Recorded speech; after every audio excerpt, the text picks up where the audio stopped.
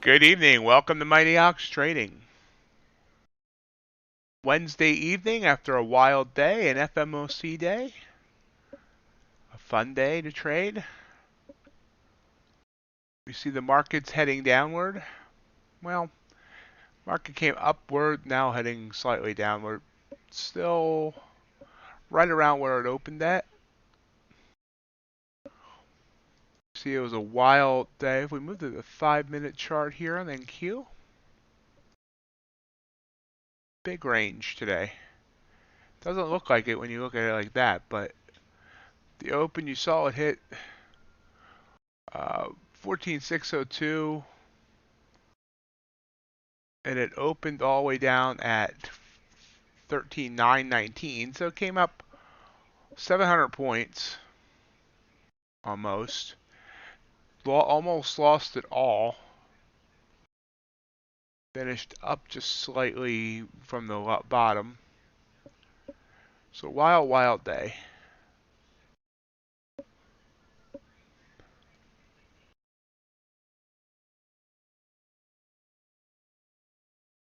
In case you haven't seen my new video that I posted, if you check out the channel, you'll see that I made a play on the FMOC news. Played 3 micro NASDAQs. Nailed $371 in 26 seconds. Wish I just went with a regular NASDAQ.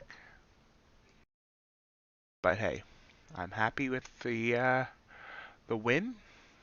Let's hope we can keep it positive tonight and continue some momentum forward. Gold came down today too, pretty hard.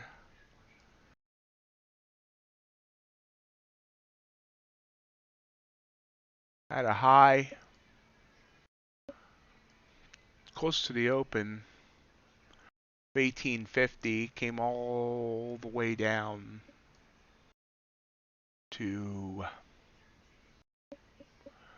1814, so like 36 points downward. Like today.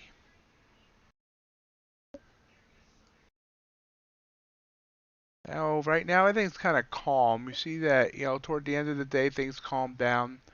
I thought things might be a little bit rowdier toward the end of the day because Tesla released its earnings, and it didn't really affect much. Nothing like we saw when Netflix and Microsoft released their earnings. Tesla did their earnings after hours. See, the initial was to send the stock shooting downward by $64, but it came all the way back up and above. And it's down a little bit now as it heads into the close of after hours. So nothing major there for Tesla. Bitcoin also shot up today to almost 39,000. And it's dropped about 2,000 since. So Bitcoin, which is supposed to be an asset that wasn't tied to anything, if you look at its chart versus a NASDAQ chart, it's quite similar.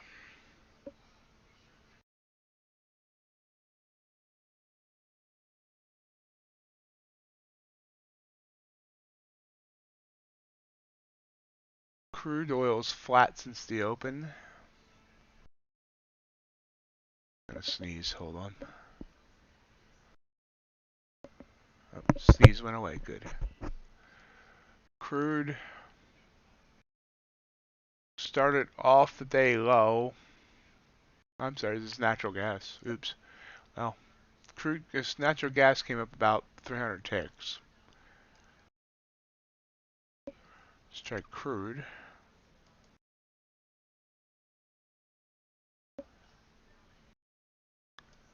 Yeah, that's better. Crude hit just shy of $88 today. Went up just about 3 full points. If you look at the daily chart, and I pointed this out last week, but we continue to head up. And I really wonder if we're going to hit 100 here in the next month or so. But if we turn back time, you can see the last time we were this high was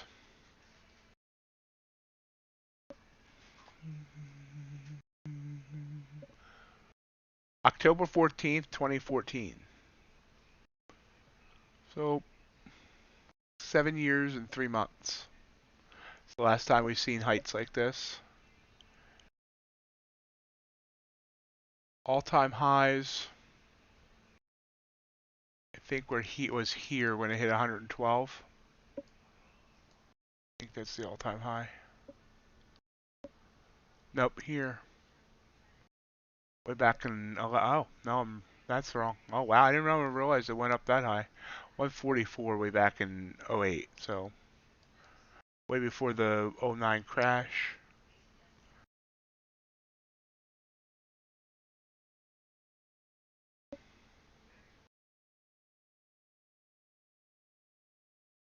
Copper sending us a signal. Let's check it out. Copper's definitely been spotty here. It's been in an uptrend, but not one I really want to join right now. See, we have crude downtrending. Things seem very calm right now. We'll see what kind of volatility comes in at the top of the hour. Thank you all for joining me this evening. Definitely feel free to say hello in the chat. Let me know if you traded today at all. If so, how you did.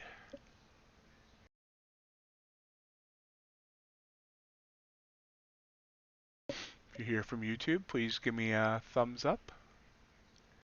If you haven't subscribed, I'd love to have you as a subscriber.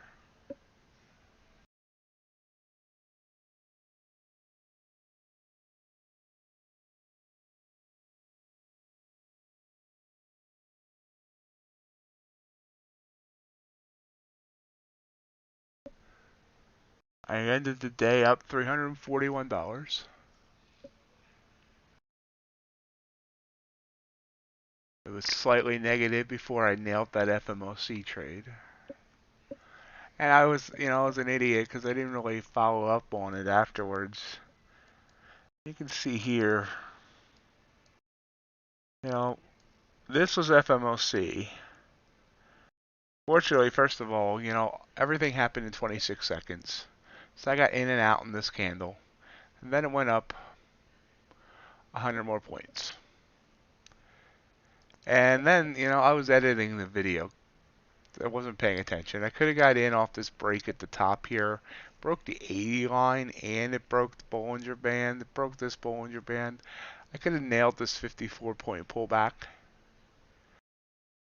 And then, it just started going down here.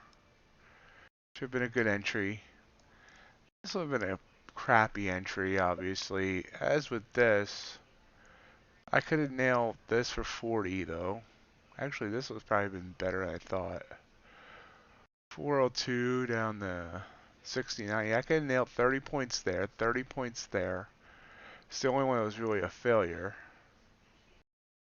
And then if I had just gotten in here and just let one micro just follow this all the way down. From 343. So let's say I would have got out here. That would have been 400 points for just one micro. $400 for one micro. But alas, I didn't. Crude oil.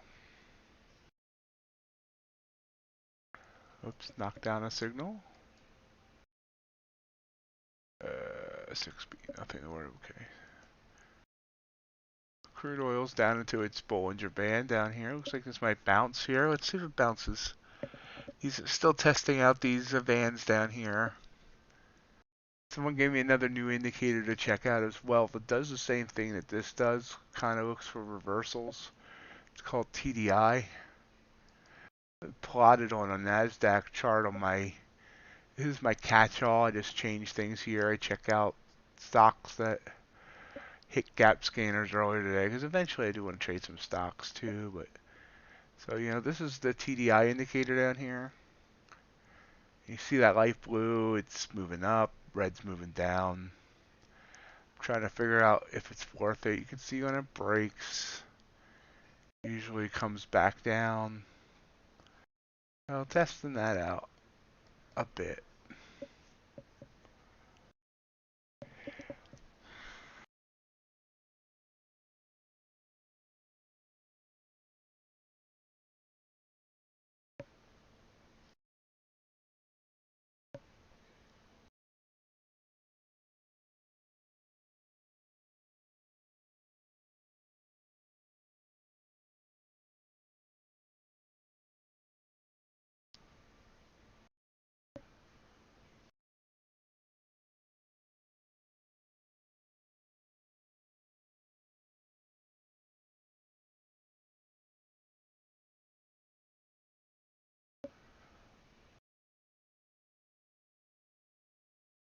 You see if I'll be playing this on a very, you know, minute level. How here on the 1 minute chart, this did break the third band on this candle. I could have jumped in here. I could have got that whole pullback. You see how it touched the bottom. I could have reversed and grabbed that 8 points on that candle. And I've thought about trying one day where I just play scalping the NASDAQ.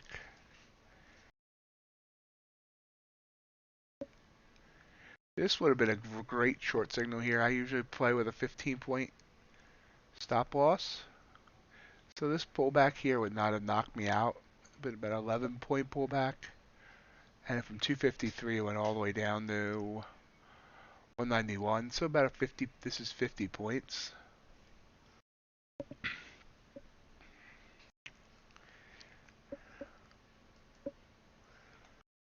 But I also wasn't really paying attention. I was working there.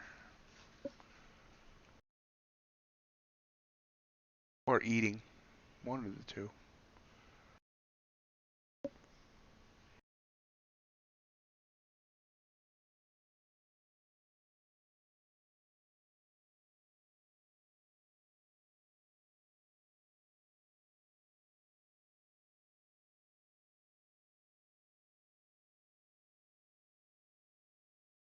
Pull back on copper.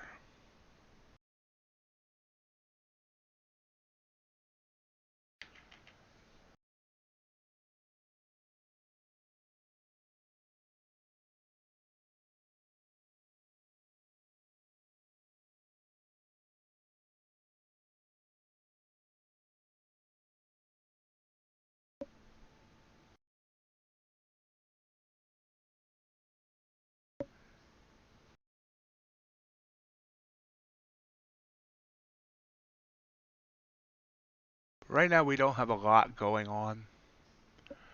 Let's see what happens in a couple minutes.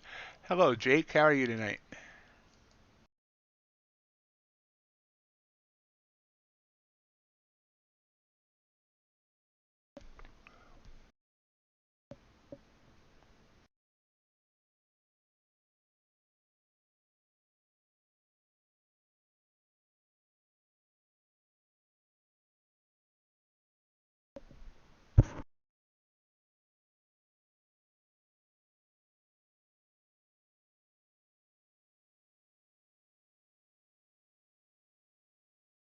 You did well, I take it?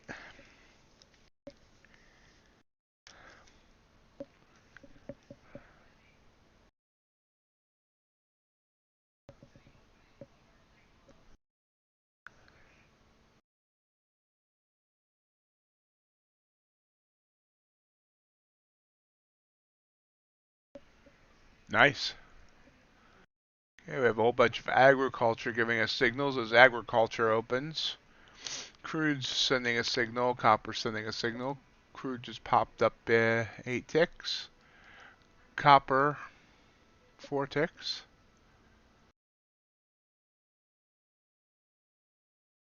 FMOC meeting. Let's look at all the agriculture. It's sending us a short signal here. Let's watch that. We might jump in on one of those short signals at the end of the 5 minutes. See what it does. Looks like it's jumping below its bands here though, so that's a red flag.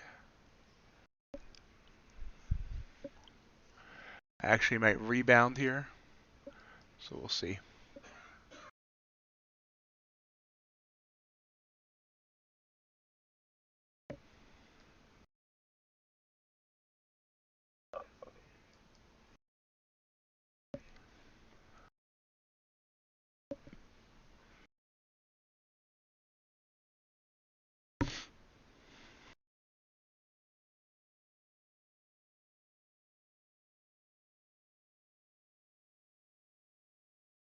Copper heading down after that huge wick. I think I should have jumped that short signal. Silver sending me a signal. A couple times I've looked at Jake. I've noticed that the forex pairs and the currency futures, their charts often look the same.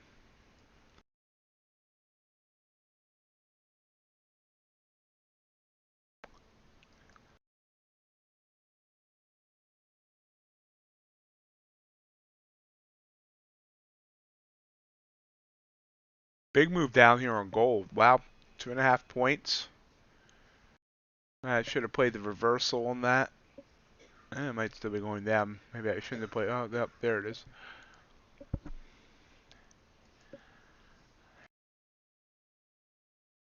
Here, let me. I know nothing about forex, but JPY US dollar.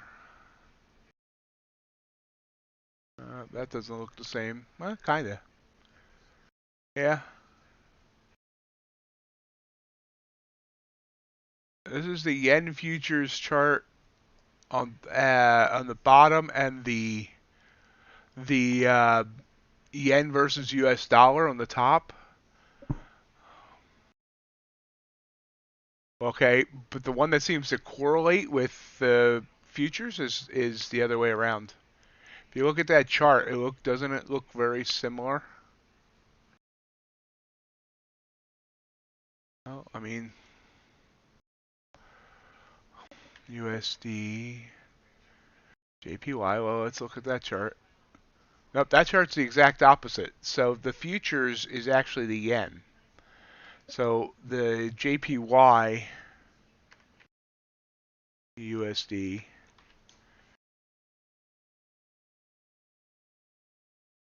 You look at that, it's almost identical.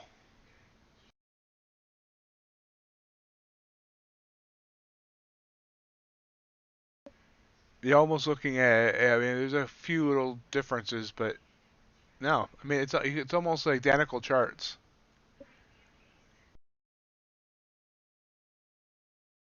So anyone that's normal that can play the yen dollar, I understand one's versus the other, but could play the futures. I don't know if there's any advantage to playing futures over forex. I don't know how much a pip is compared to a tick. I know nothing.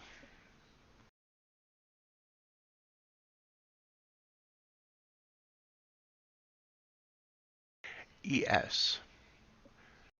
Nasdaq's continuing to drop here. Gold's continuing to drop.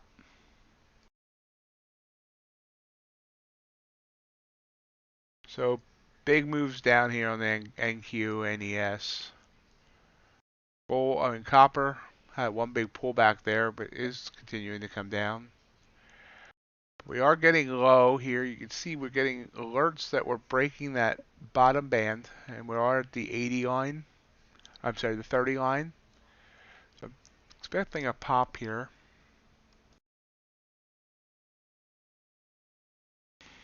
Silver.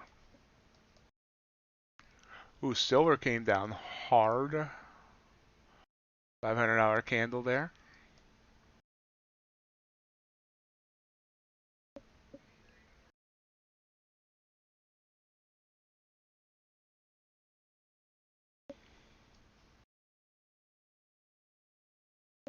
Still watching these gasoline and heating oil futures. They intrigue me because of how much their moves are.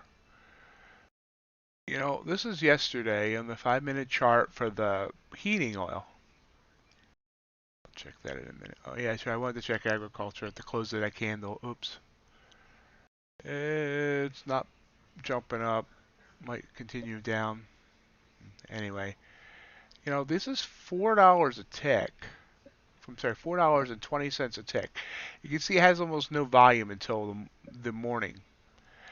But, you know, the movement is kind of like, you know, this move from 266 to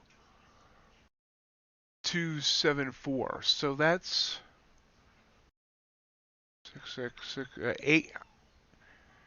800 ticks in each. So and each 100 is $420. So this is an over $3,000 move, pretty much straight up. You see, yeah, it's pullbacks, but that's pretty impressive. And it seems like it does like to trend like this, especially overnight. So I definitely want to continue checking that out.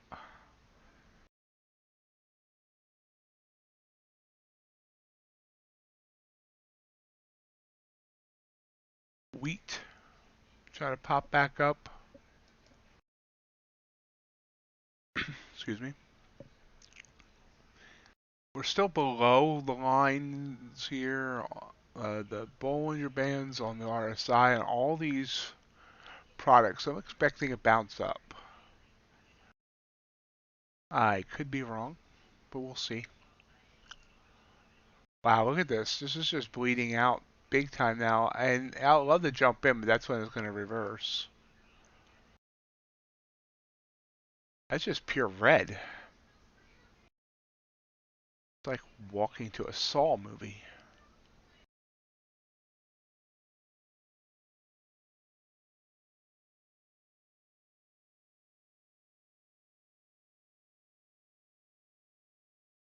And there's the possible move up.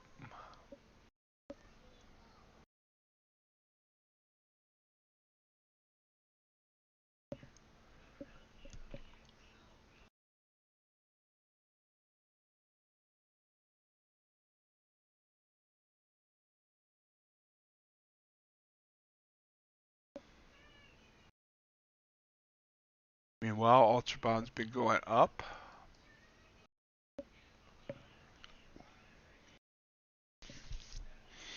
And speaking of the UltraBond, usually doesn't have a lot of volume this time of night. Oh, wrong window. But UltraBonds is this buy signal going up almost a full point, about 2/3 of a point.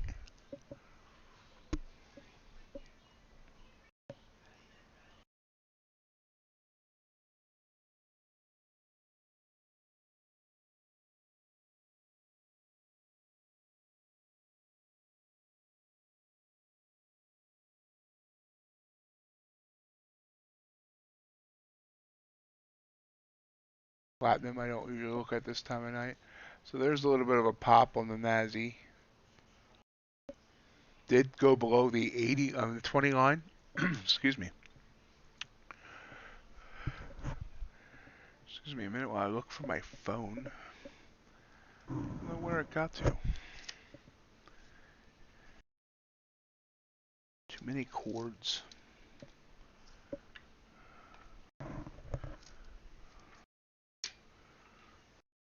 Found it. It was on the floor.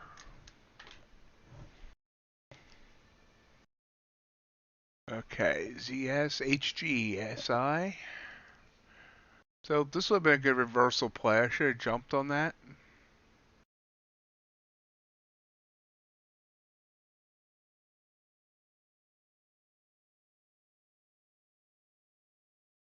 No need to apologize. Okay.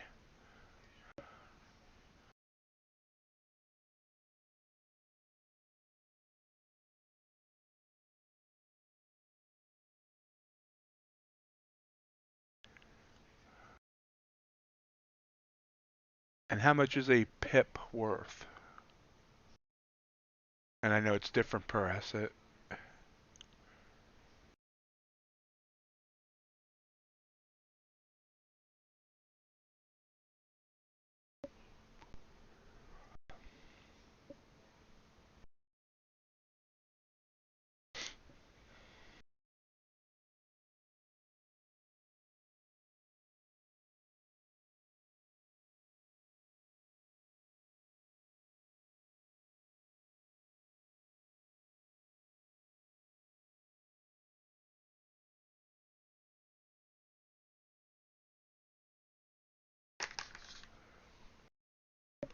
Russell.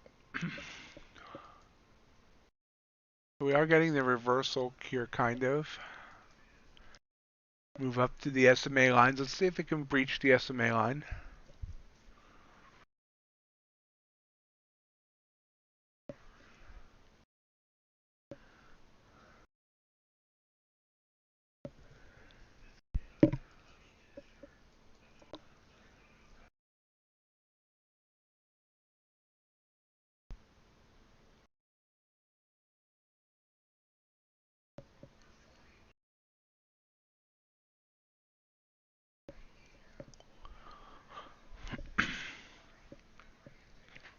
Cool.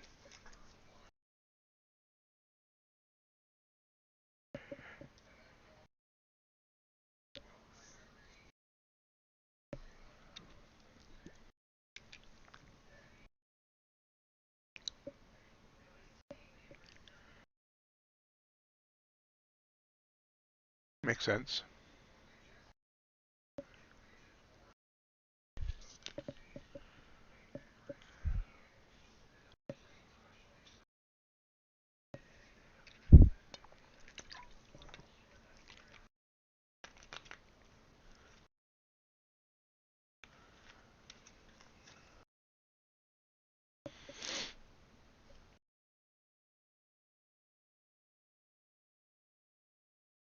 Gold came down hard. It's now been just about completely flat along this line. Excellent.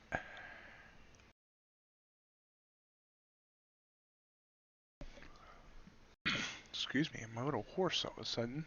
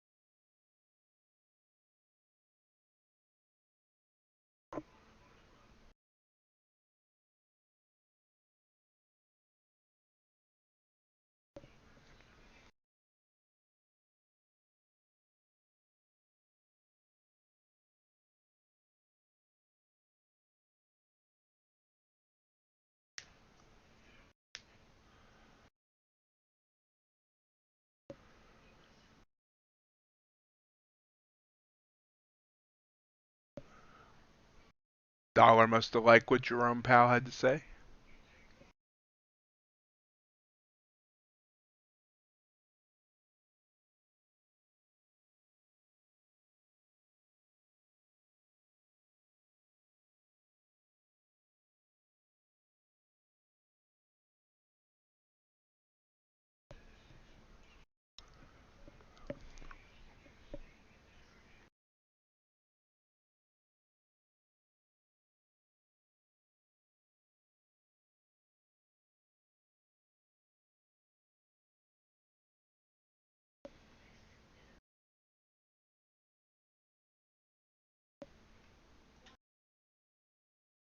Copper with kind of a big move up there. Expect that to reverse.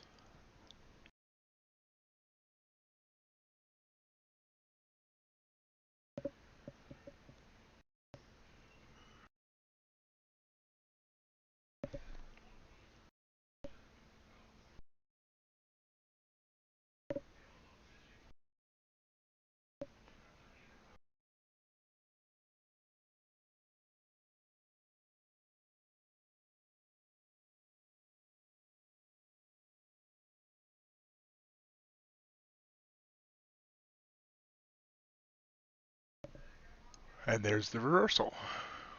Wow, I should have played that, huh? NASDAQ had that little bit of a pullback, now continuing to head down. ES and Russell as well. Excuse me. Wasn't having any problem with my voice earlier today.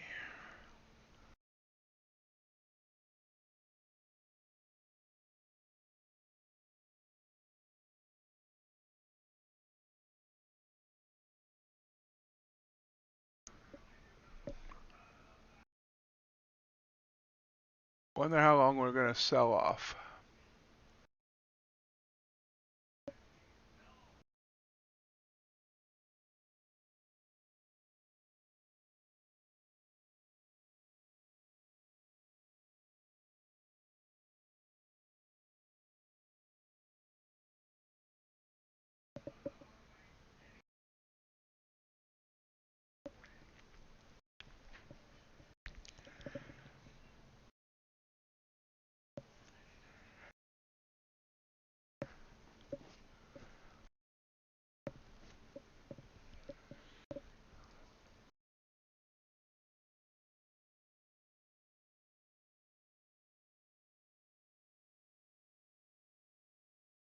Gold coming down as well.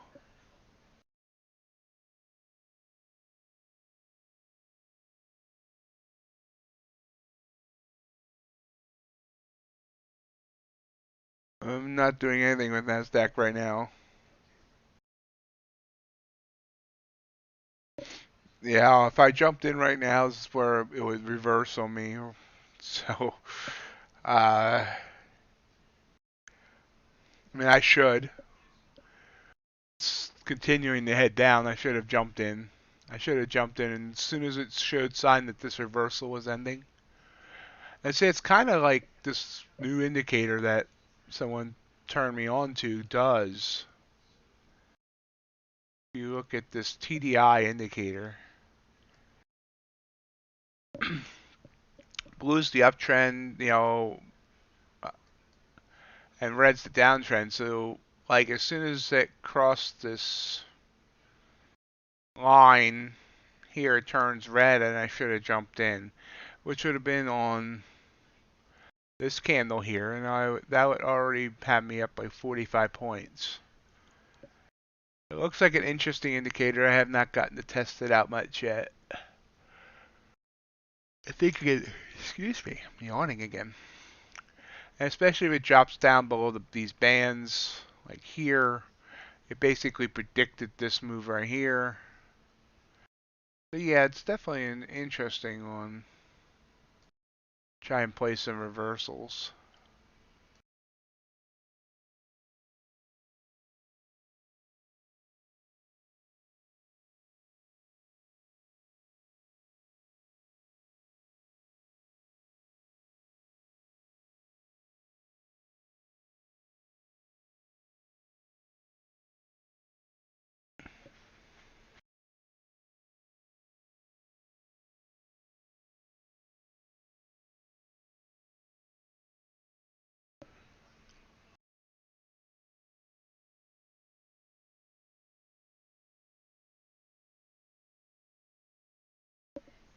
Cool.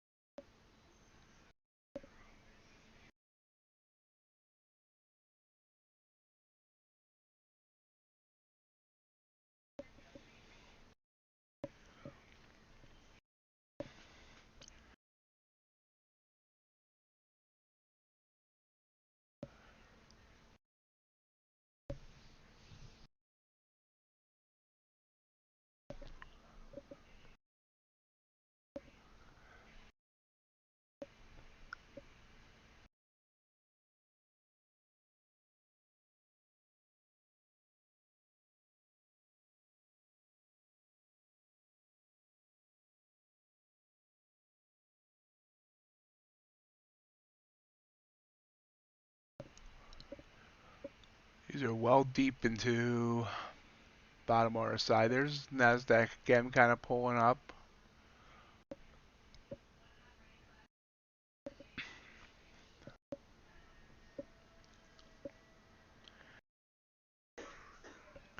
There's going to be a day I'm going to be brave enough to just take a short signal like that one or that one and just let it ride all the way down.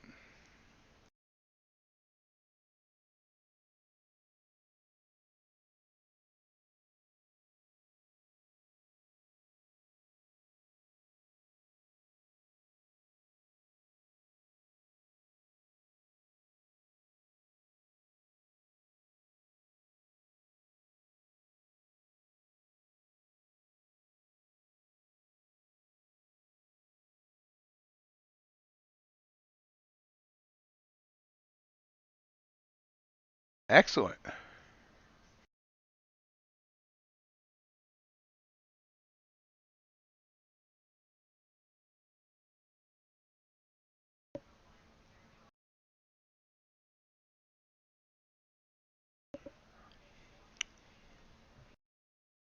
There is New Zealand futures. Couldn't tell you what it is, but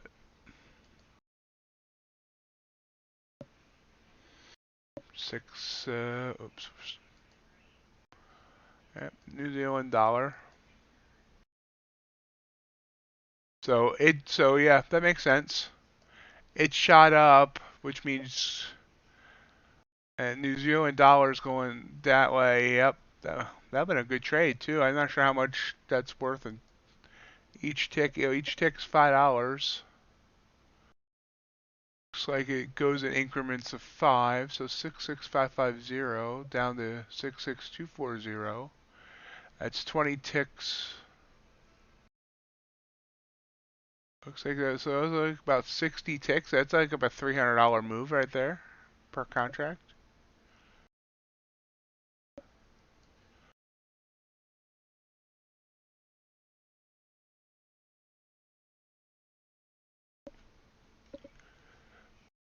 All the Canadian dollars heading down. Euros slightly downtrending. Pounds downtrending, and the yen is uptrending.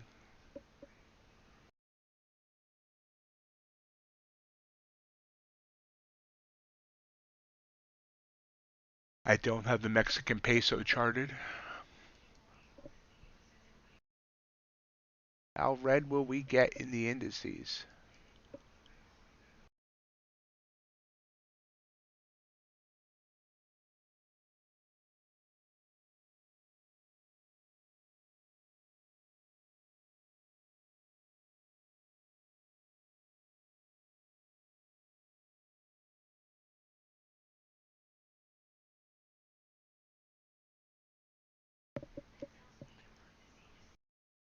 Approaching 8:30 on the East Coast. Do you want to thank everyone for joining me this evening?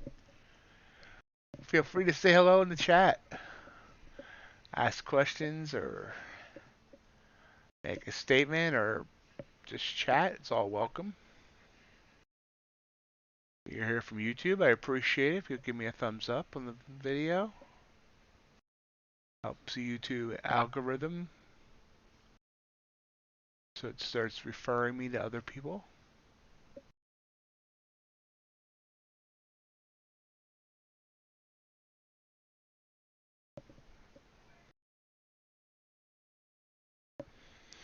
NASDAQ heading back to the SMA. Been a long fall.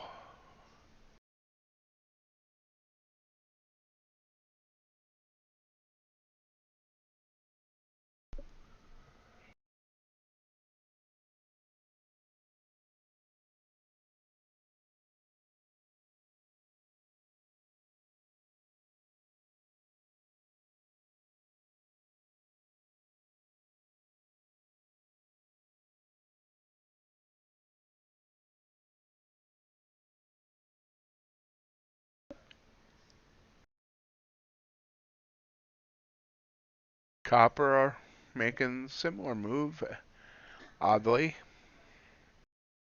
as NASDAQ.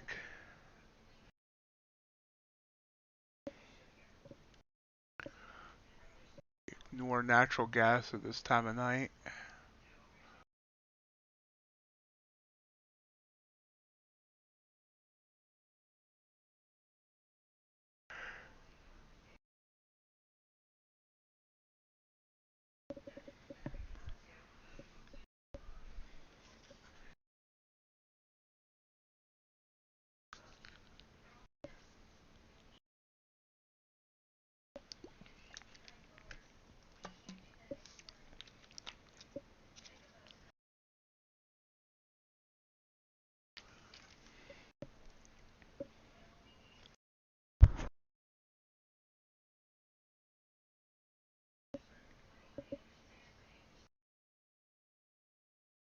UltraBond's coming down. Looks like Nasdaq's trying to bounce off its SMA.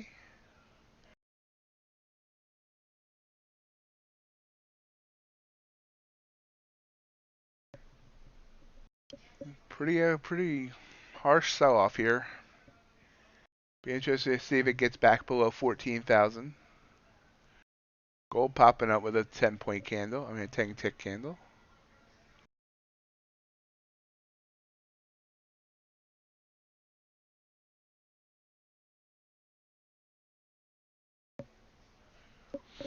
Russell's probably sending out a buy signal. Not taking that yet. Wait for more confirmation from the other indices. Russell's often out ahead.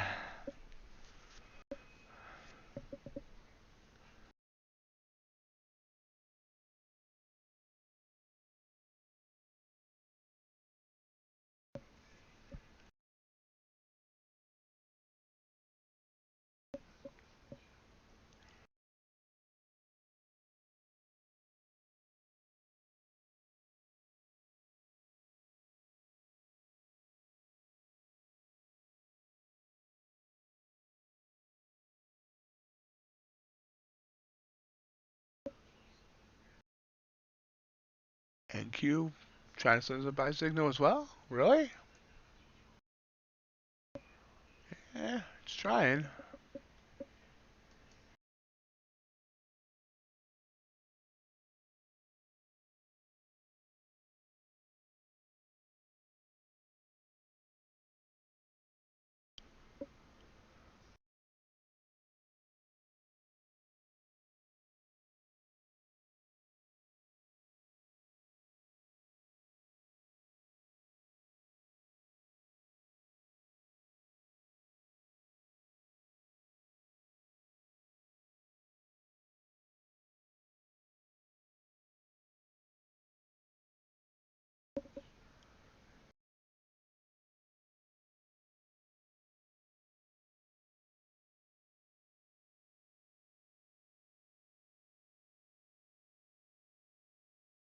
Kind of status quo.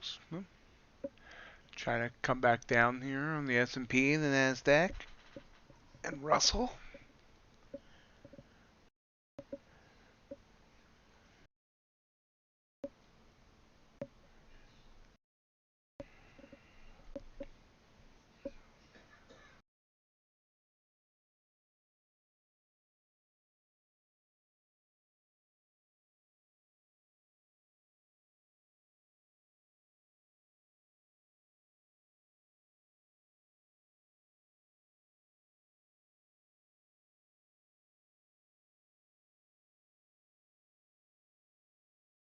This might be another pullback again, or not a pullback, but a continuation of the downward move.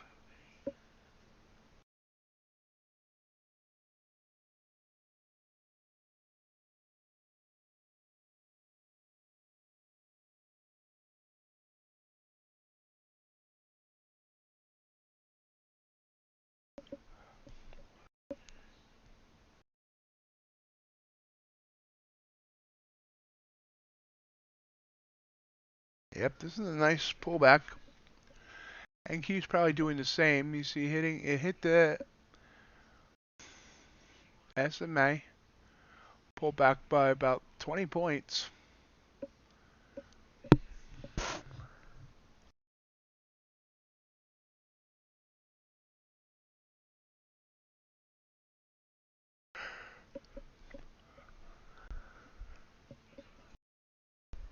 Oh, there we go. Now we have big move up. NASDAQ. Probably ES. Not sure how much room it has with these downward trending bands. Is it going to bend the bands? Is it a band bender? Is it going to go on a bender?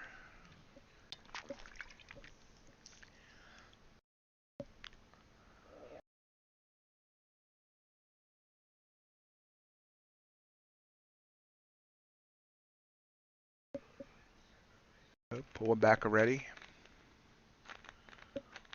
That was interesting.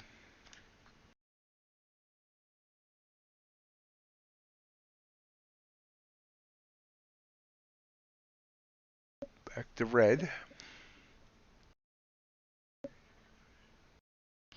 Riding this SMA line. Crude. Trying to go short, but it's undecisive as well. Everything's indecisive so far tonight. Not seeing any A+ setups.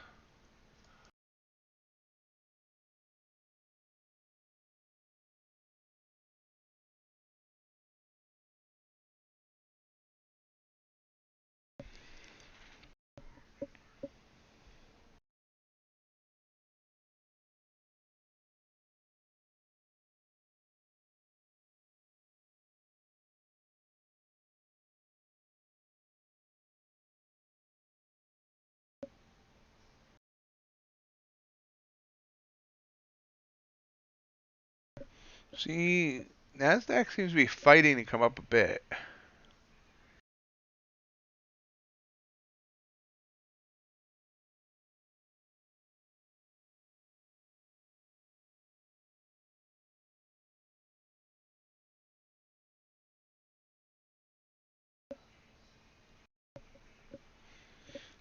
Here's NQ again, trying to send us a buy signal. But I don't know if I want to trust it. Even if it does finally send a signal. Now, from where it bottomed here, it is up a little over 30 points. You see you have these downtrending bands, but it's interesting. You have downtrending bands on the regular chart. You have uptrending on the RSI.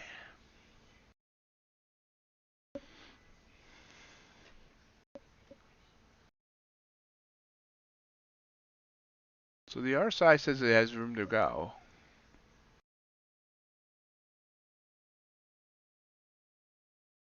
Bands are squeezing, which means that something has to happen. Are we going to bounce band to band, or are we going to head up? There's the buy signal again. ES has not sent us that buy signal yet. Russell did, and hasn't really gone much. Russell front ran on that.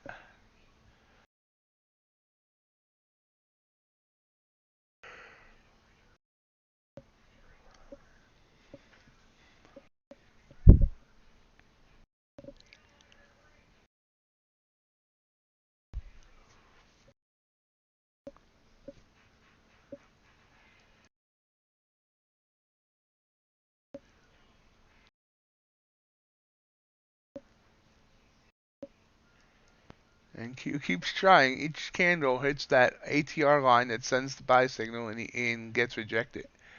It's hit that line in the last 5 candles. And 6 of the last 9.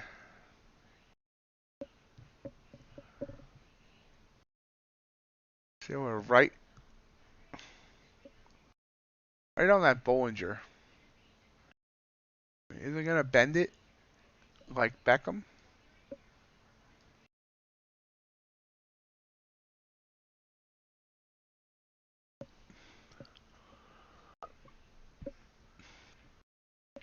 I want to say it's going to pull back to the SMA and then head up. Copper, there I'm expecting a reversal.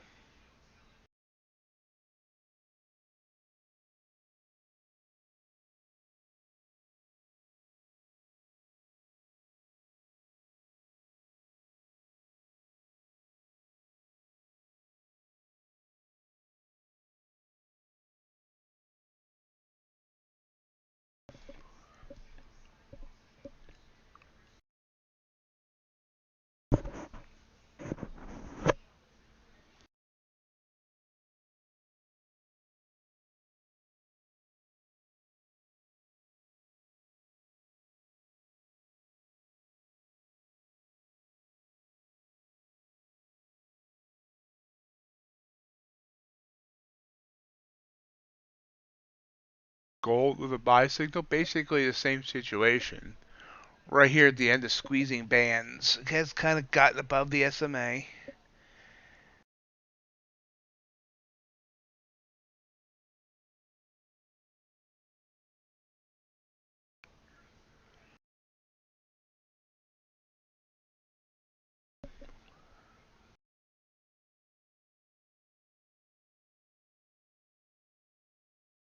Definitely not a lot of action right now.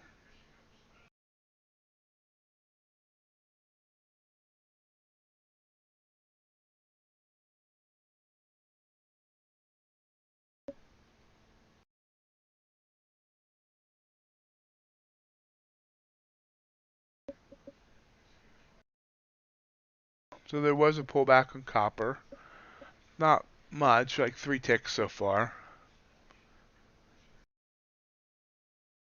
Gold up a tick since that long signal.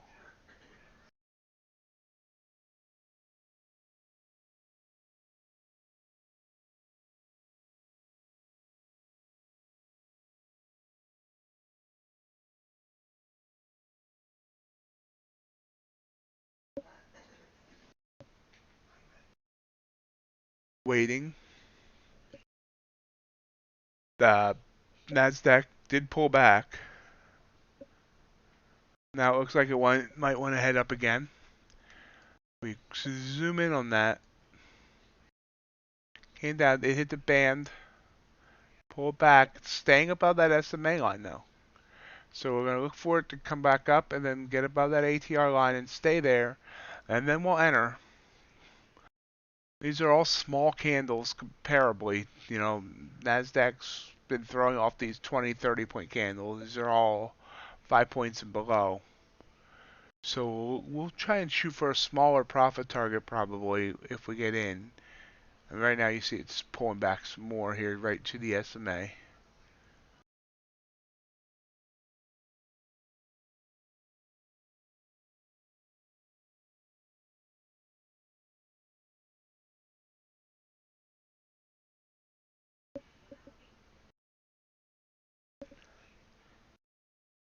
There is a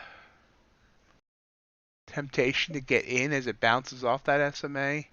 Try and jump in ahead. And I could have, and that ought to be up 10 points, 14 points. So maybe that's what I should have done there. But then there's always that chance that it's going to break back below the SMA and continue the downtrend. So I try and follow my trading plan and just wait for the signals.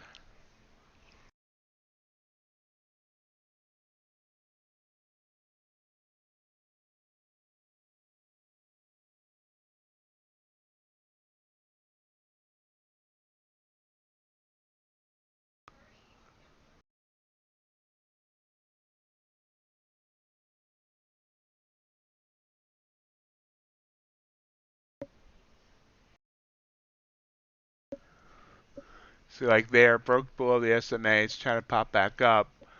Now it has more, it looks like more of a tendency to continue to come down. Like this is a, you know, pullback or whatever you want to call it, to the down. And yeah, so which way? Low of this previous move was 1410. I believe, yep, or 1425. Let's see if it bounces off the band here and kind of goes band to band, or if this is a further move downward. What's the other two doing? ES didn't do the same thing. Russell had a little bit more of a green move than anybody else. 54 up to 57. Could have got 3 points out of that. Tempted to take this short.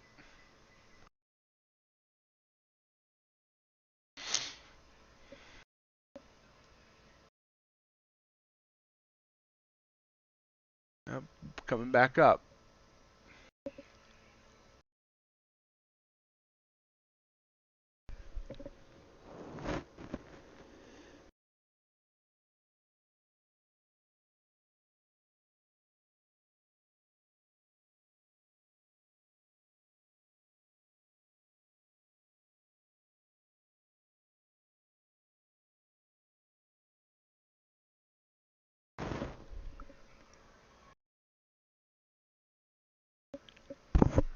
gold, that would have been, well, I'm sure it hasn't gone much.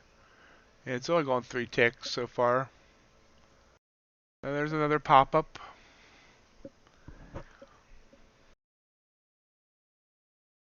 That was a 12-point candle up. We could be going for 10-point scalps on these candles. Very tight bands now here. See that the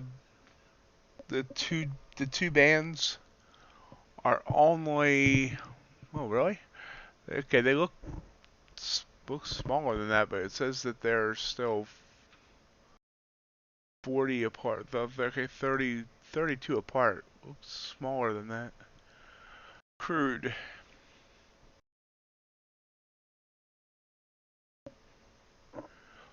Crude's chart looks ugly. Kind of like a heart monitor.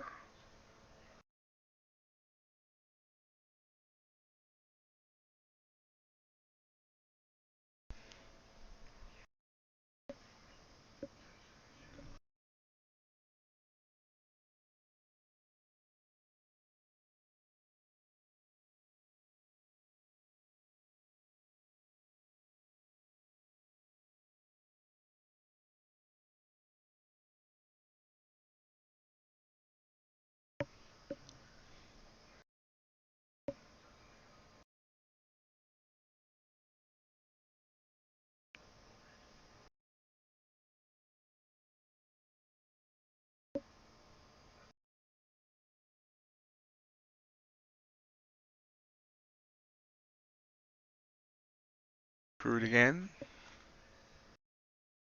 Wanting attention. Seems maybe it wants to try and head south, maybe. Been in this range.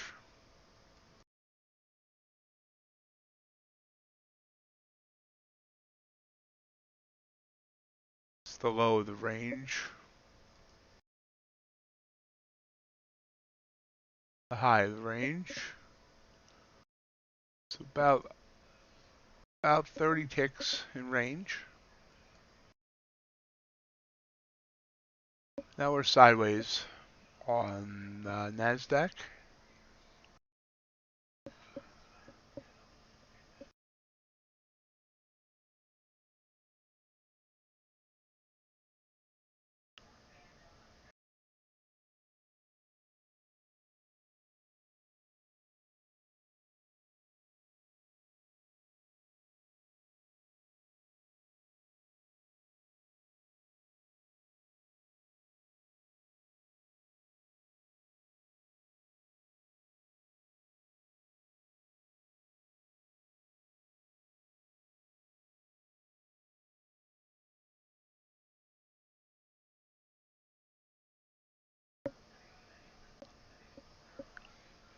UltraBond, copper, Russell. See, NASDAQ looks like it wants to curl down. Russell might even be sending us a, yep, it is. Okay, we can play with the Russell. I can find the Russell chart. I believe I put it with an ES chart. I don't know where the ES is. There it is. Russell. I need a, there we go, Russell, 30 by 15. Take that.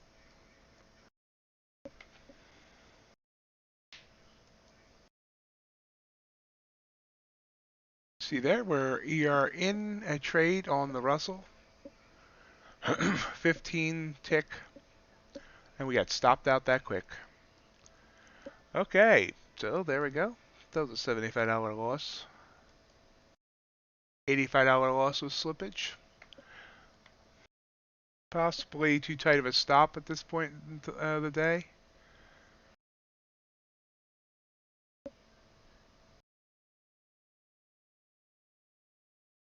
Or it's just going to reverse.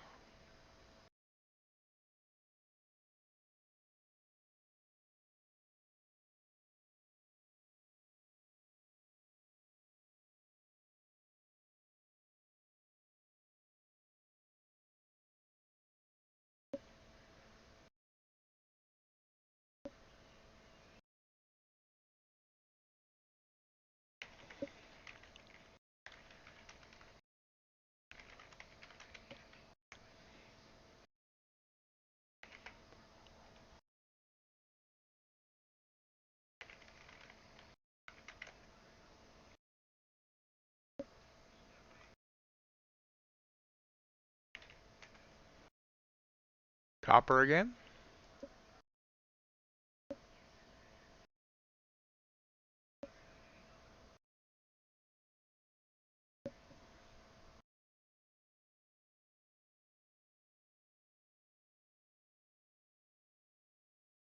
So that did bounce, and that's the danger that you have when you have a tight range like this. First signal, you might get stopped out quick, might reverse. Hasn't really picked um, which way it's going yet, but the ATR gets so tight that any little thing triggers it. I should have waited. I was getting kind of bored too. Gold, short signal, but we want to wait on that.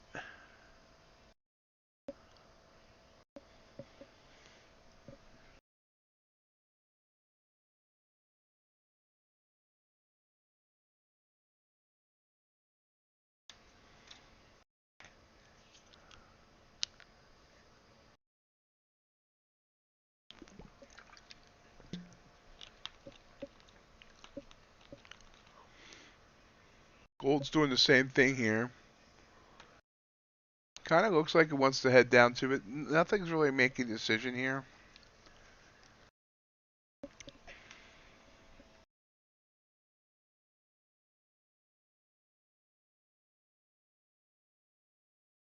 So we see that I did just maybe have it too tight of a stop. Russell's come up and now come back, starting to come back down.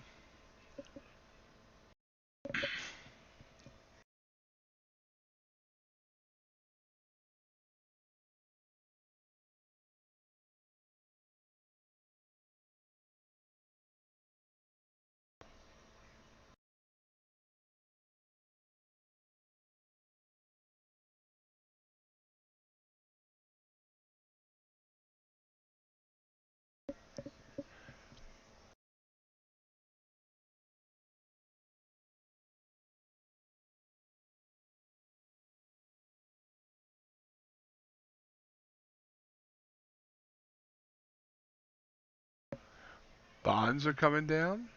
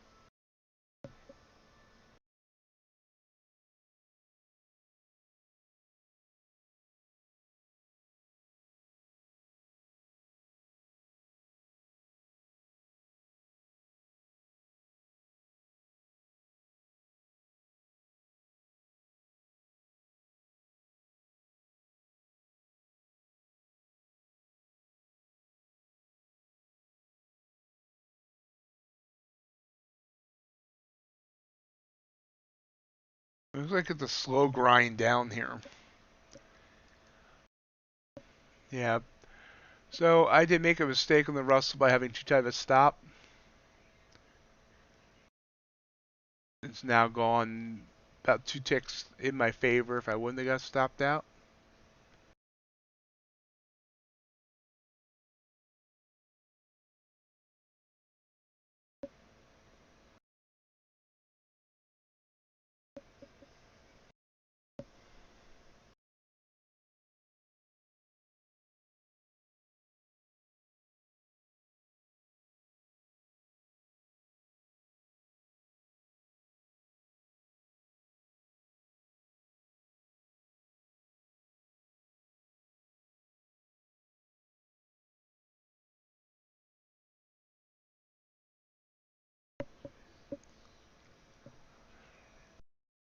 Buy signal here on copper.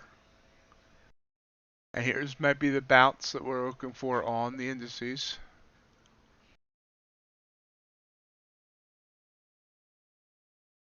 Copper, you see the last 2 buy signals haven't worked.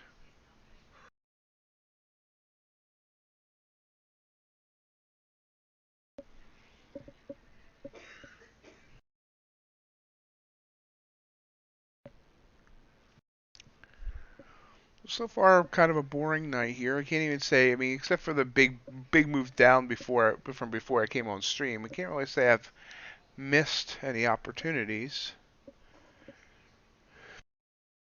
Some night I'm here like I should have taken this and this and this and this and this, and I didn't. There's been a couple reversal plays I could have done.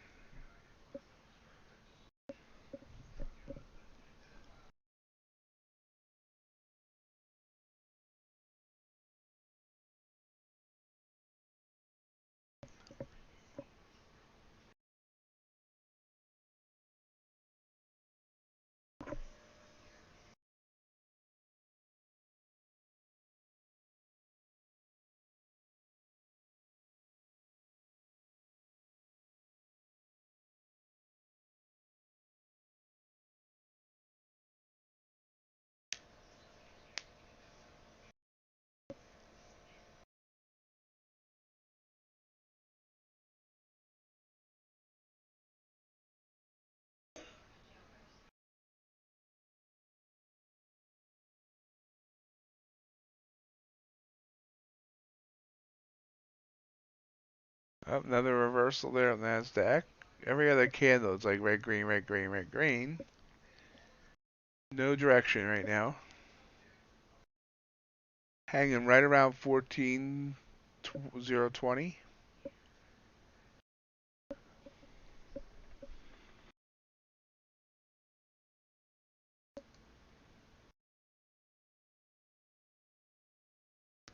Nice.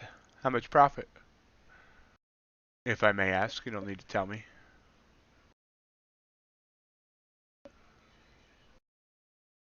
Buy signal now on gold. We're gonna wait till it gets out of this range because we could just be bouncing band to band.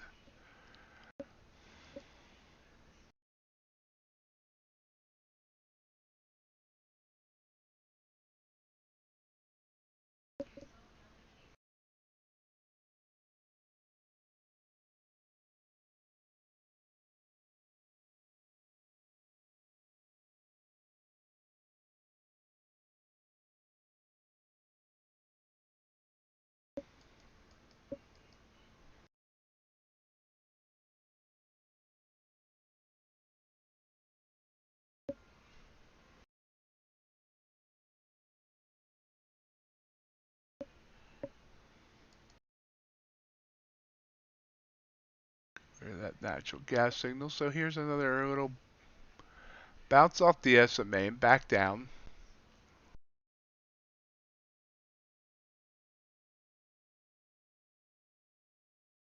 It's grinded down now below the former low of this move, which is back here at 14,014. Maybe it is going to head lower.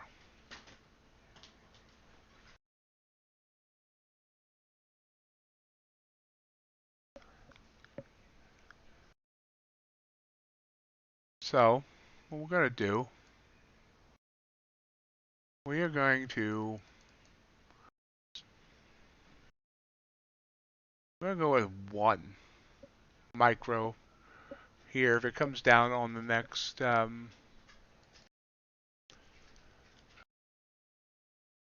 candle.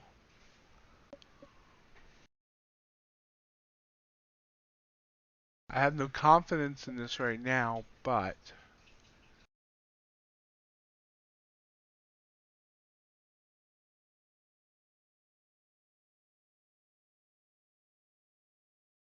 okay, so we're filled on 1 micro.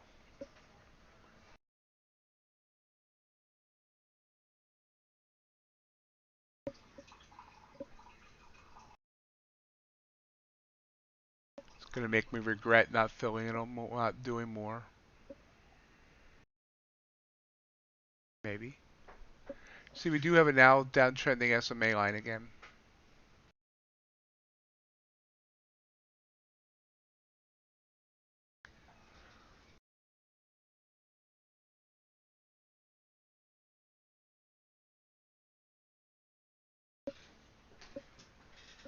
Okay, I'm sorry.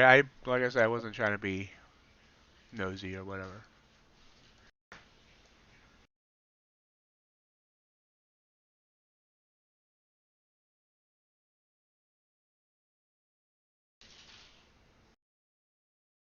Reversal here.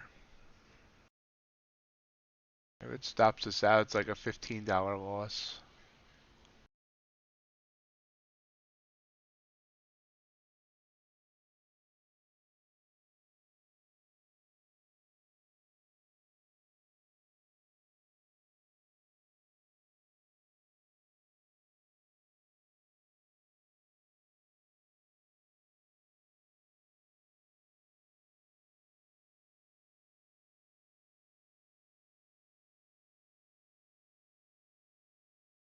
Yep, there we go. Stopped out.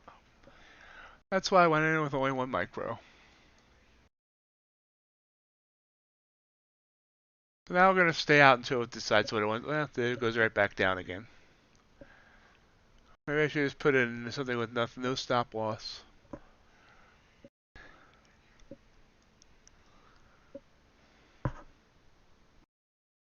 And now it's down to 14,000. Let's see if it bounces here at 14,000. Nope, broke right through it. That was the move I was looking for right there. Just blew down 20, 30 points.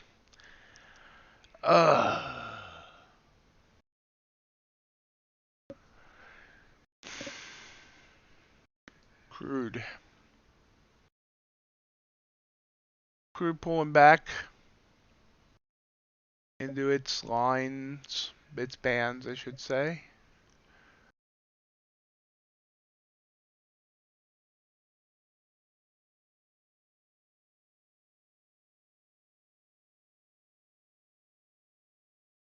So I've got stopped out twice now, and then it went. You see this Russell trade that I got in at 1948. It's all the way down to 1942. 6 points is $300.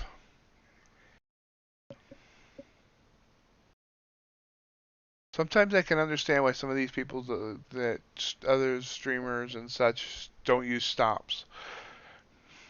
I could never do that, but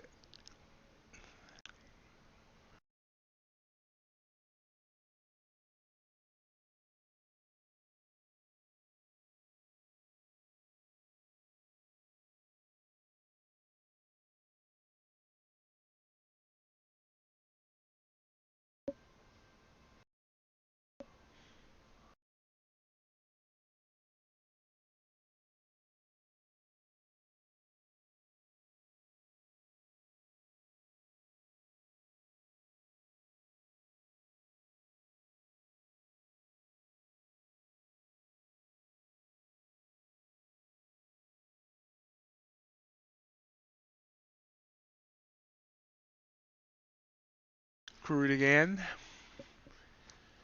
Trying to bounce here.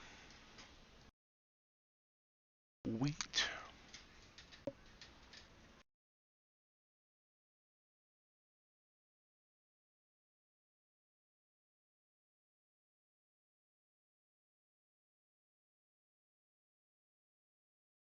Short signal there on corn.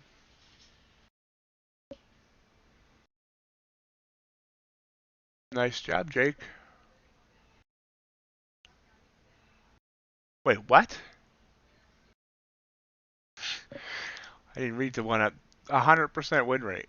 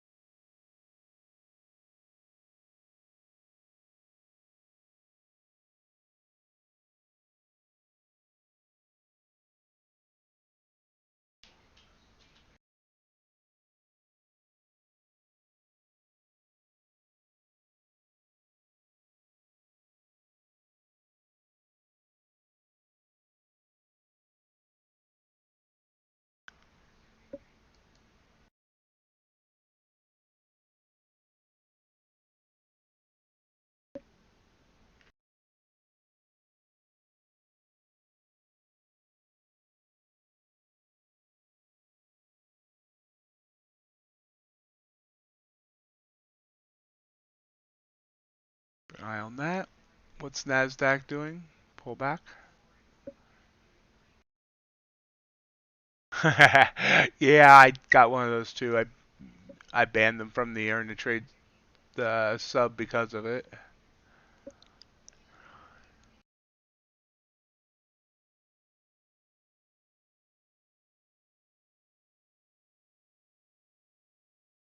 So an over 50-point move down there on the Nasdaq. Well, now Nasdaq's down into the 13,950s.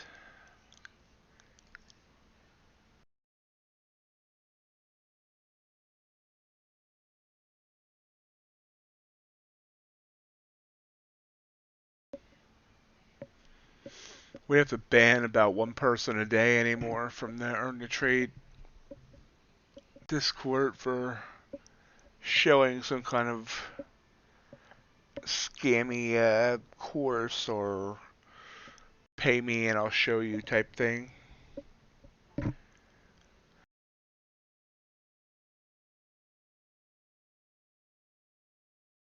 Exactly.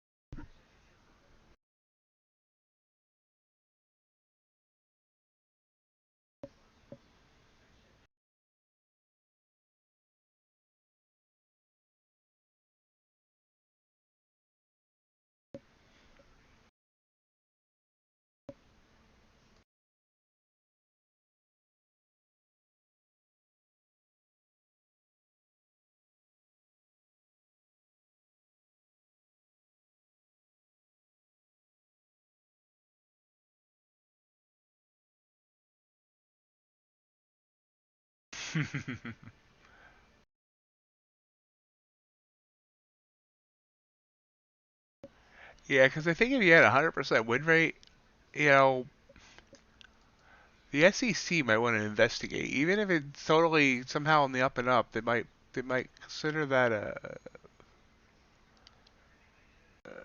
something suspicious there.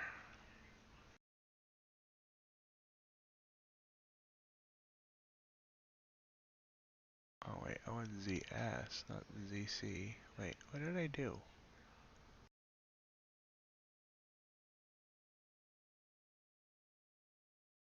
That's what I wanted. Get rid of that. SEC, yes, yeah.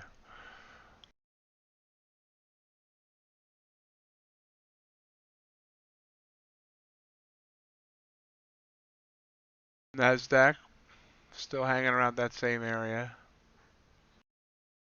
Gold, I should have took that short signal. Did reverse 8 ticks and now it's gone. So that was, I'll consider that a missed opportunity. Copper also came down nicely out of that short signal. So a couple of missed opportunities there. You just don't know though. I mean, you look at that gold chart, you know, how did you know that this is going to finally break out of this malaise?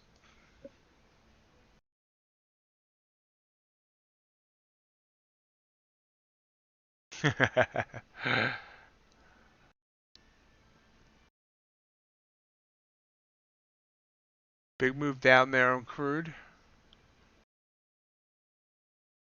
And another big move down on the Nasdaq.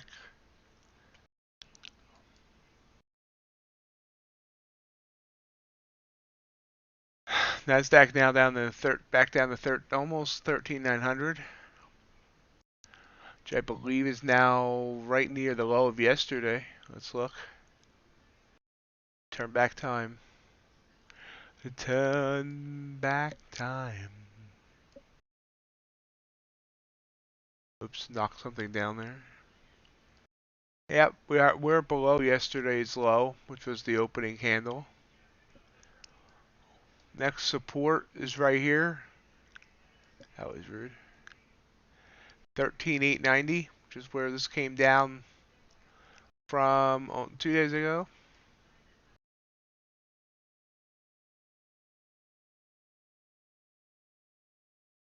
We're free falling. Come for the futures, stay for the singing.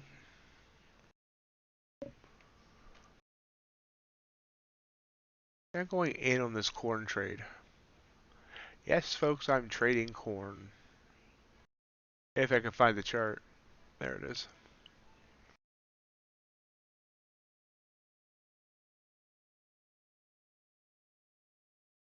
There we go.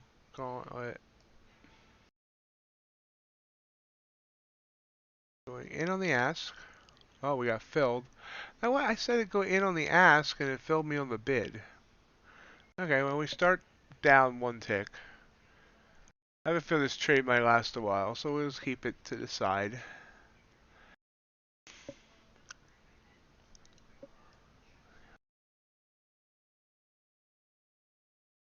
I don't think I've ever watched the movie Click.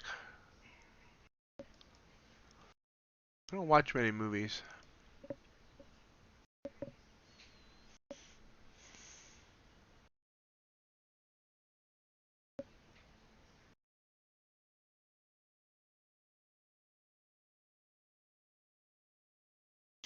So we'll watch our corn while NASDAQ continues to decide how far it wants to fall. I could quickly look up a synopsis on the internet.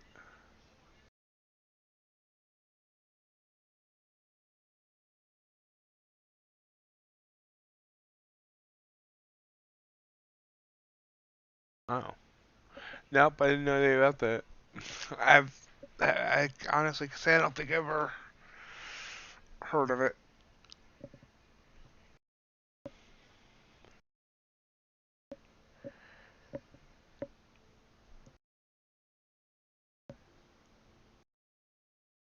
Of all places.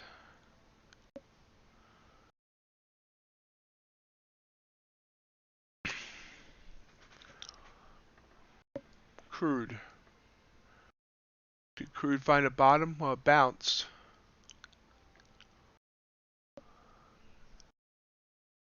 Okay, I think I have heard of it at least. I've never watched it, but I've heard of it.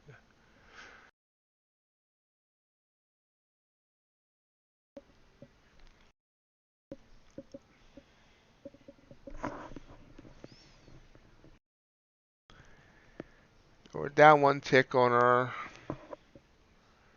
corn. Let's move that stop loss, though.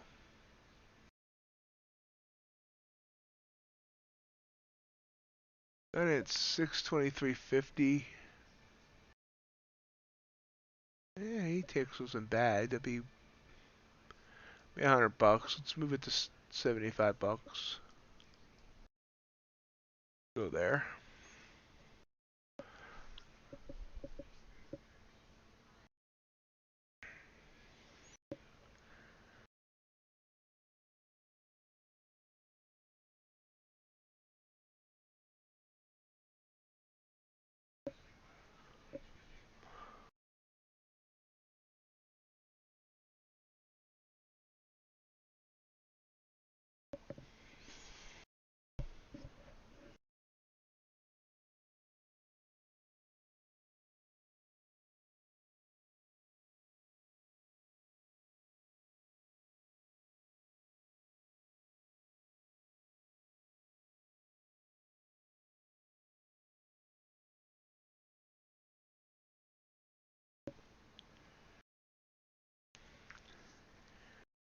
Indices are leveling out here a bit. Trying to get back to the SMA.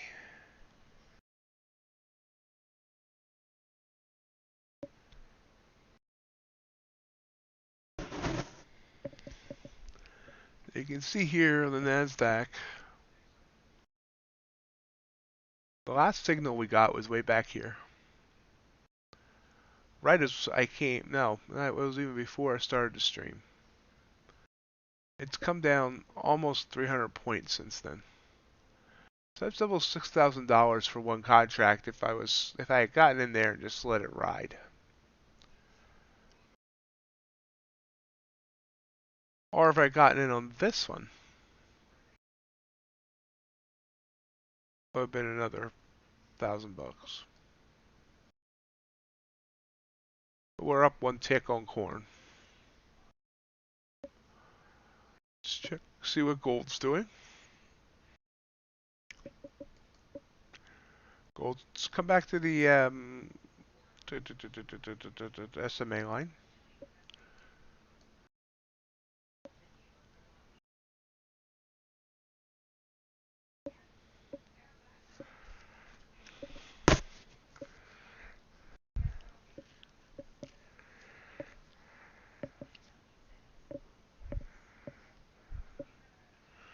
Wheat hitting a Bollinger Band. Corn's blocking wheat. Or wheat's been coming down since the open. I'm sorry, wheat's been coming down since the open.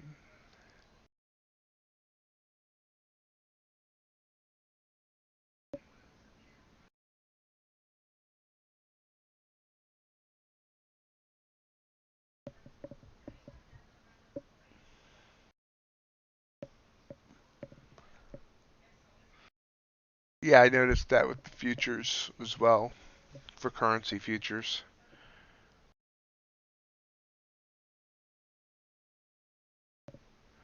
I have their charts up, but I haven't taken a trade on a currency future, and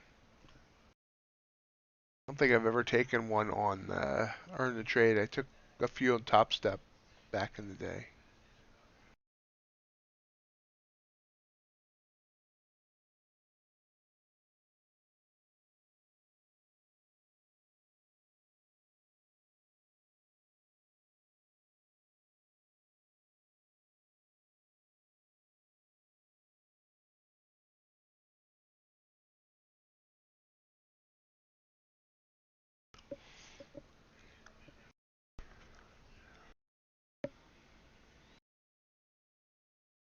That would have been a nice short to take on silver.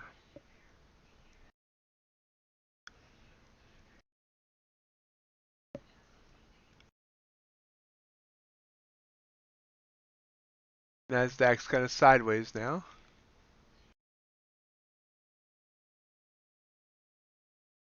Still break even on this corn trade.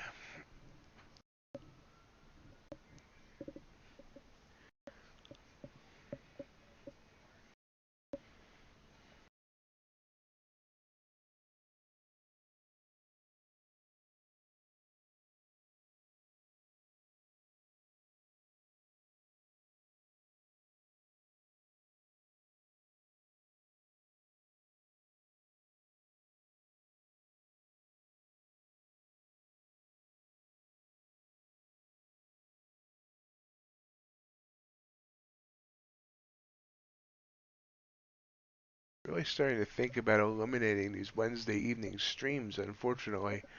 It seems like Wednesday evenings are dead compared to Monday evenings.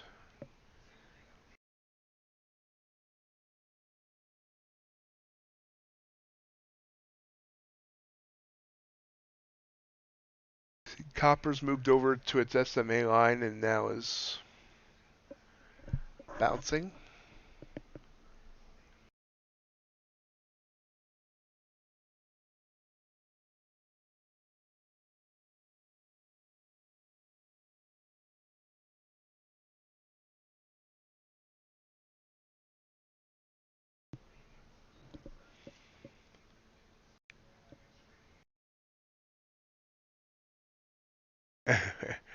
Yeah, the big trade I nailed, I did in 26 seconds.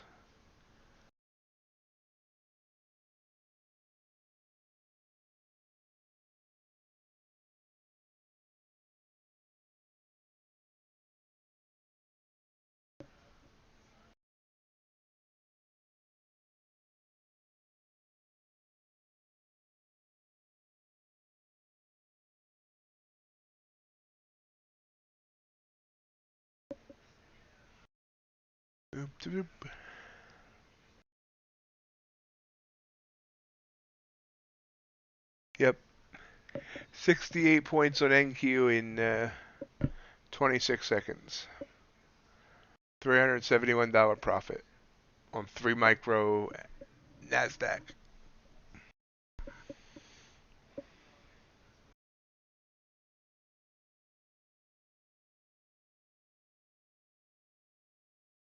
That's a pretty good hourly rate.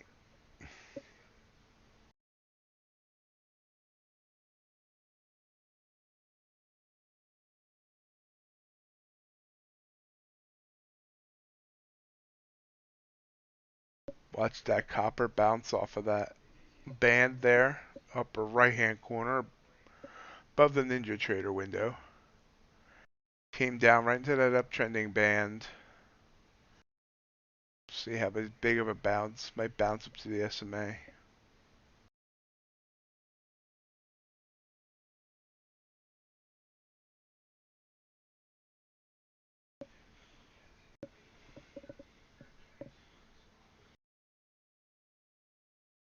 It's always fun to do that. Make, $100 or whatever real quick. Figure out your hourly pay rate's like $3,000 an hour.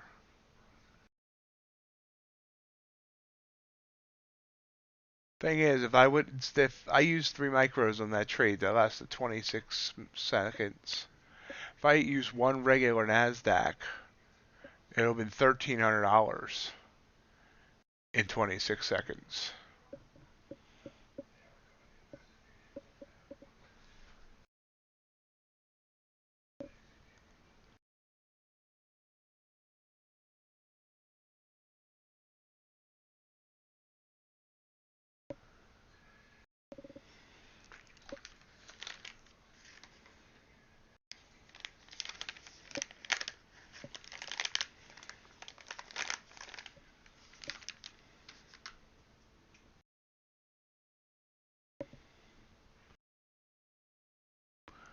So gold kind of lulled me to sleep. It sent a buy signal, and I was expecting it though to bounce off the SMA.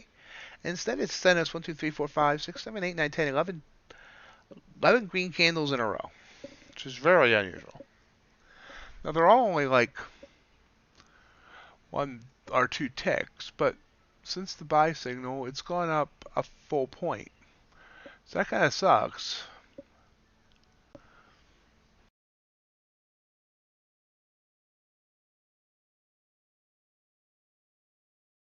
I was right. Copper did bounce.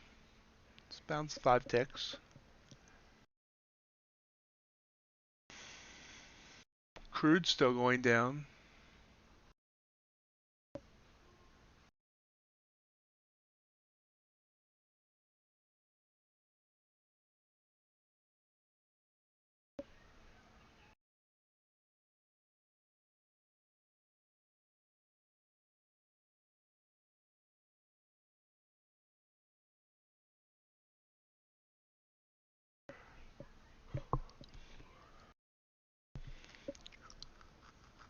Yep.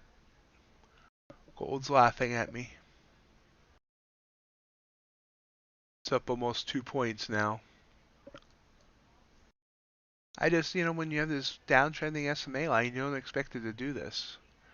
1, 2, 3, 4, 5, 6, 7, 8, 9, 10, 11, 12, 15 straight green candles. When do you ever see that? Did I count right? 14.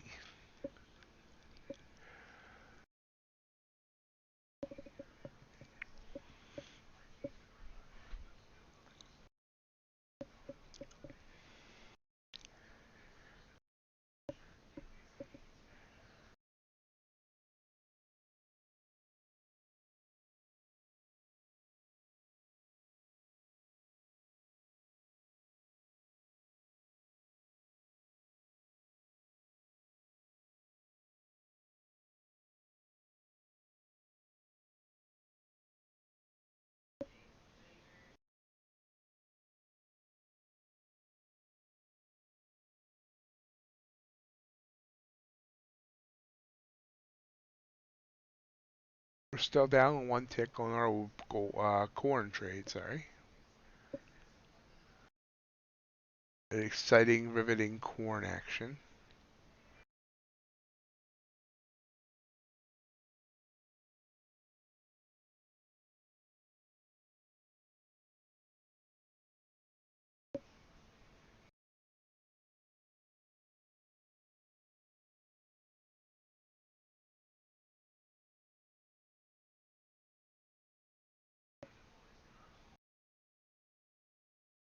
Yeah. 1, 2, 3, 4, 5, 6, 7, 8, 9, 10, 11, 12, 13, 14, 17 green candles now. I'm not sure I've ever seen 17 green candles in a row.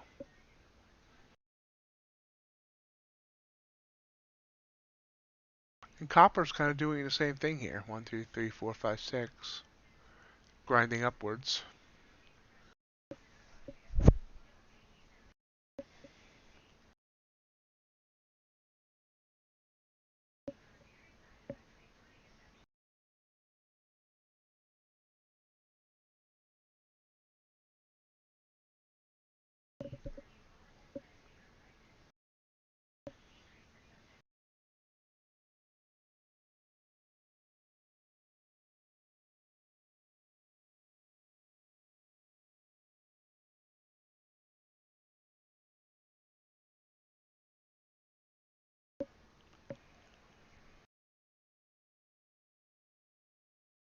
Gold's just sitting there continuing to laugh at me.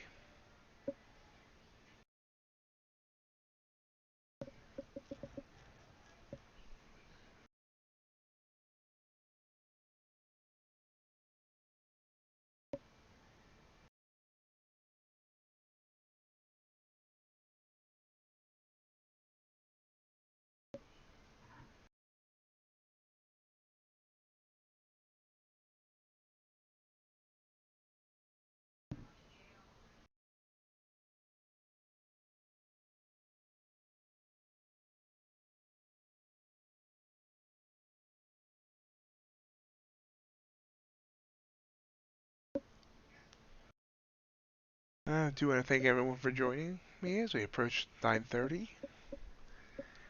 Please feel free to say hello in the chat. Try to figure out how to make this boring night a little bit more interesting. Besides continuing to count the straight green candles here on gold.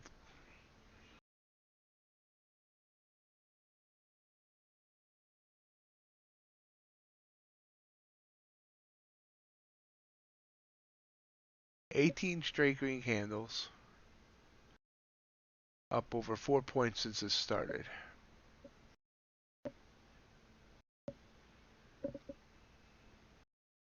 We do a 1 open trade on corn. Went down 1 tick.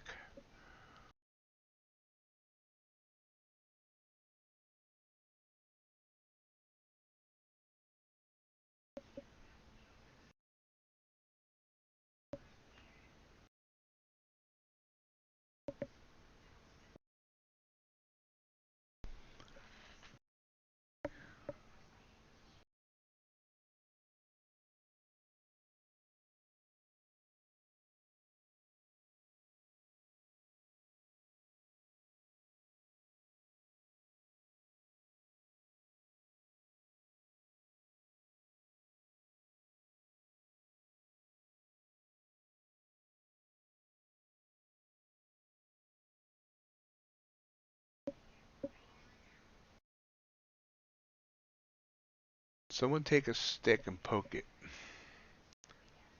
Looks like we might be topping out here on gold as it hits its 200 EMA.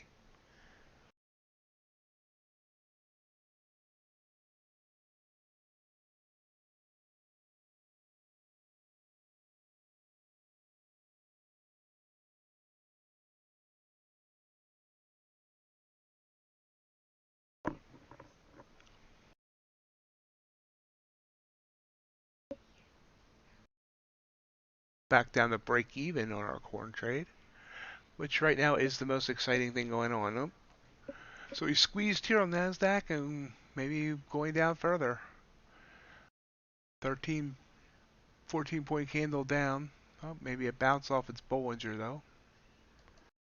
Hard to see the Bollingers here. At 13,899.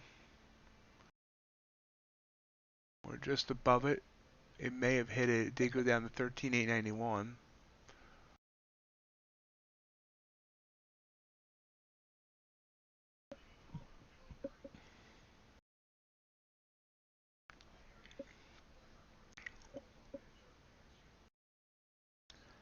Hanging right around 13,900 now.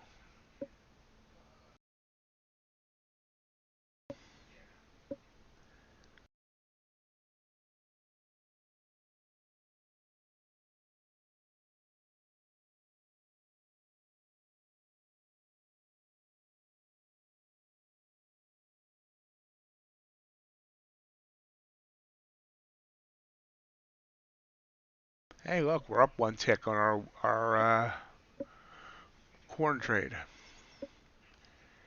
Gold, sending a short signal that quick. Feel like that's a trap.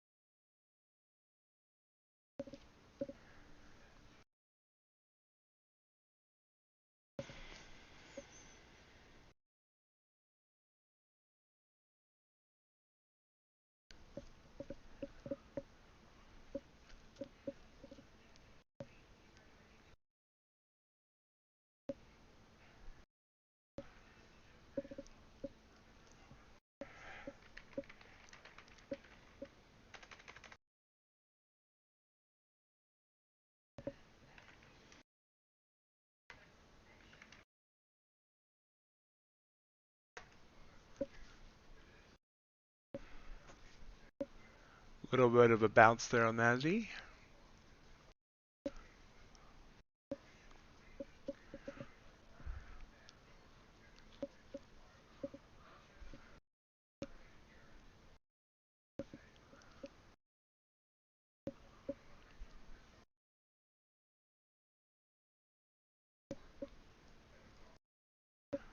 Well, gold's pulled back by a full point since it topped here.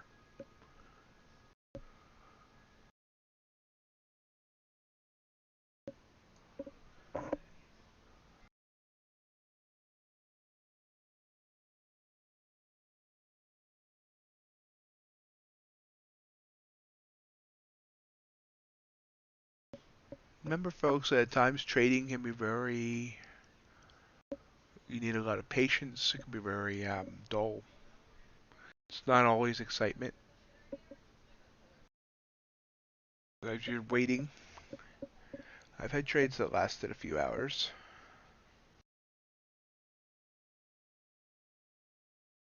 And I've gone a whole night without taking a trade because nothing looked good.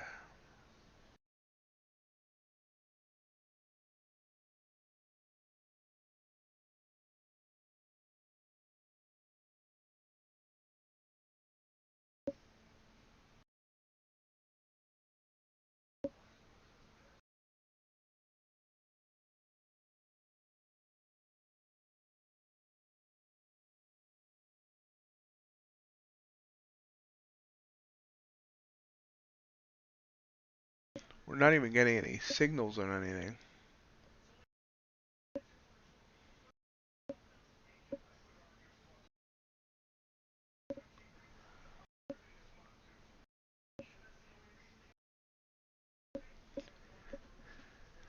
This might be the slowest night I traded on stream. I didn't expect it more after the FMLC. That maybe everyone got exhausted earlier today and sleeping now.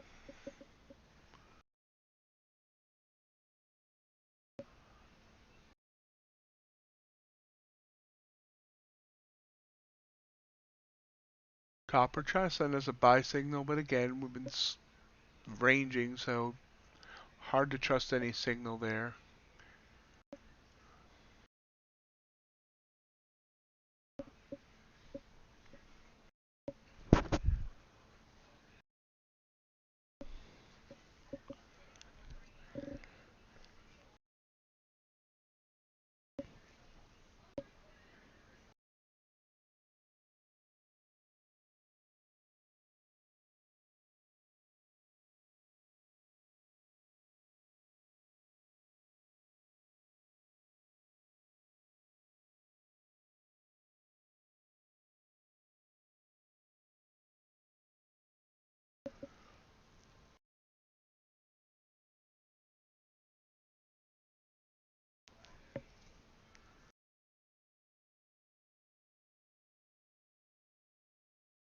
Back to being down a tick on our corn trade.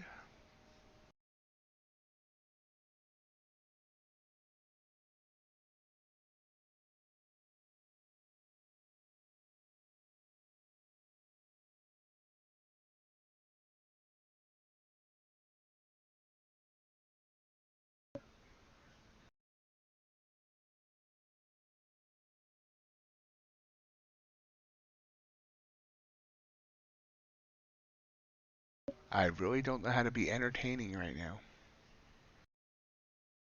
I need to hire live entertainment for nights like this.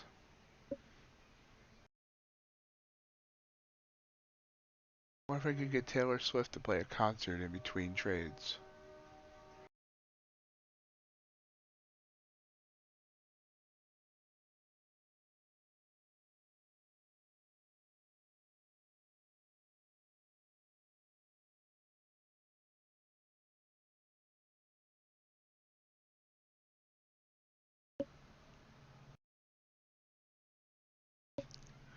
Yep, see a quick reversal there.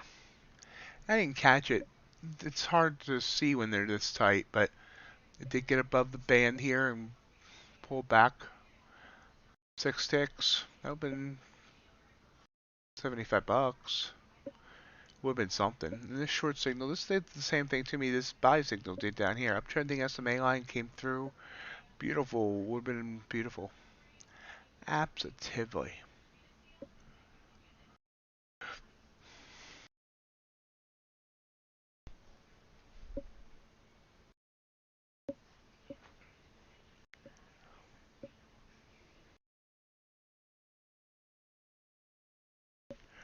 Normally I go to about 11 Eastern in these nighttime streams. If it stays this slow, I'm going to call it early. We'll see.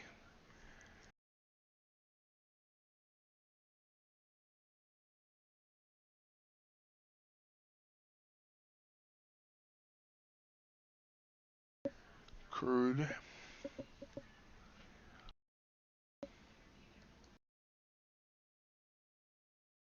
Trying to come up.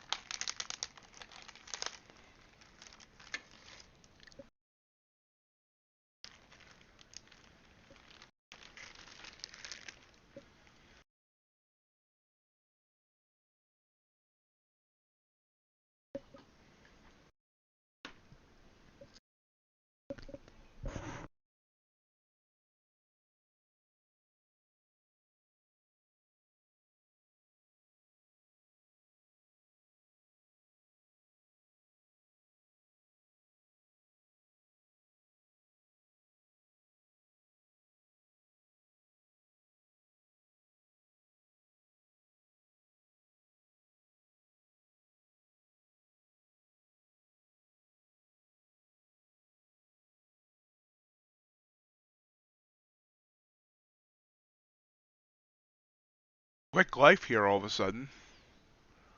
Nasdaq just popped up by 20 points. ES by 6 points. Then right back into reversal.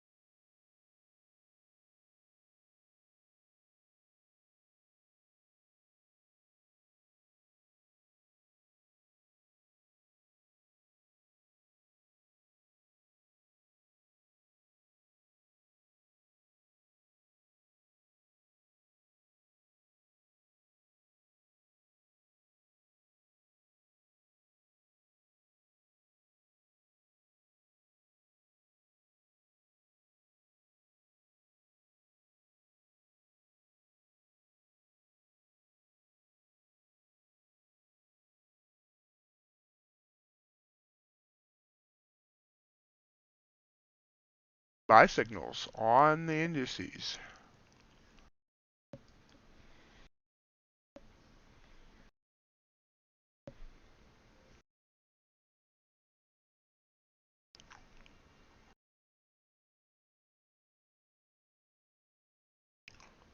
Up 40 points over the last 3 minutes.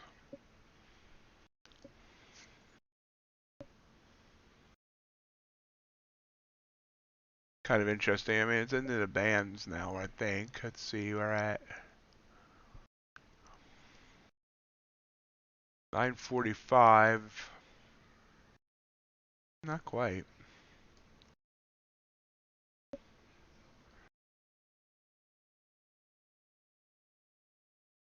We'll take the long here. See what happens.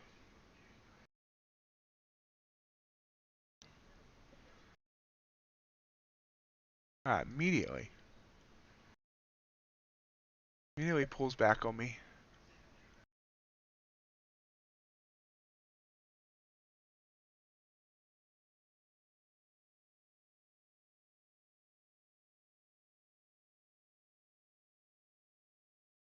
It's gonna stop me. Maybe not.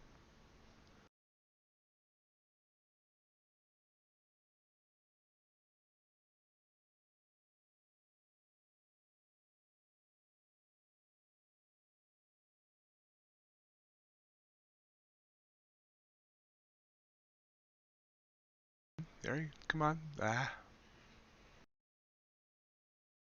Yep, stop me out. Wow, nothing's working tonight for me. And right back up green.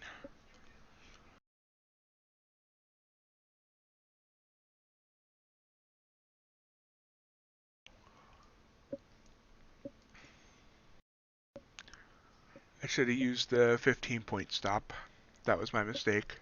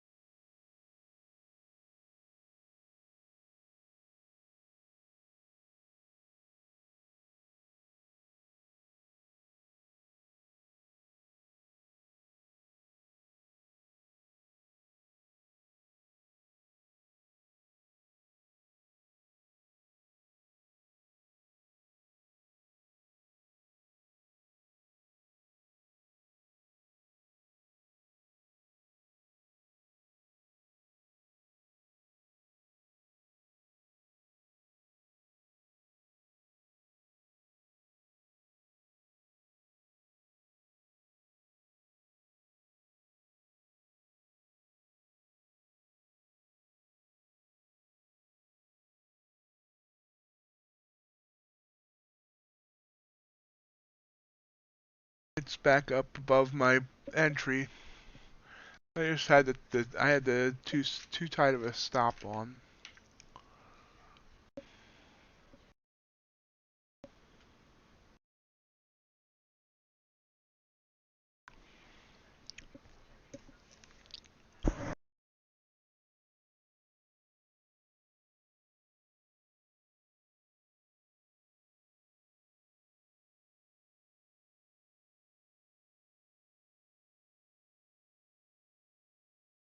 Copper's taken off.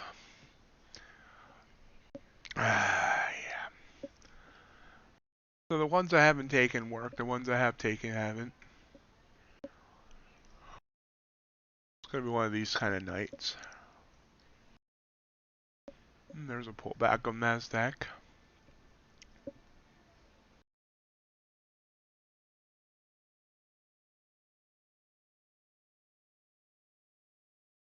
Still up a tick on corn.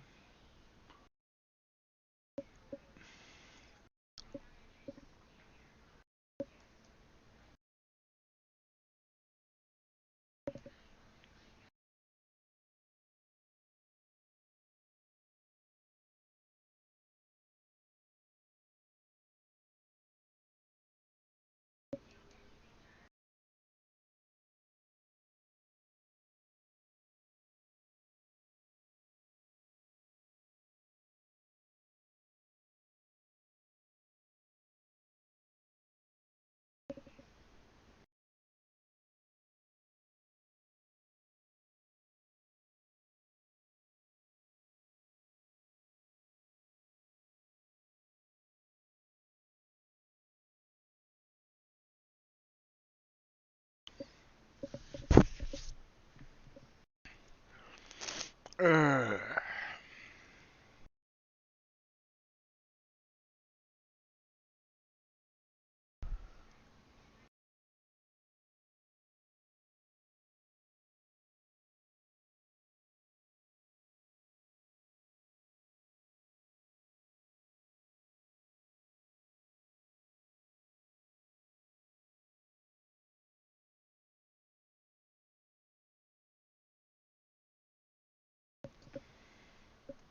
Hopefully, we can find one good trade to get us back to break even.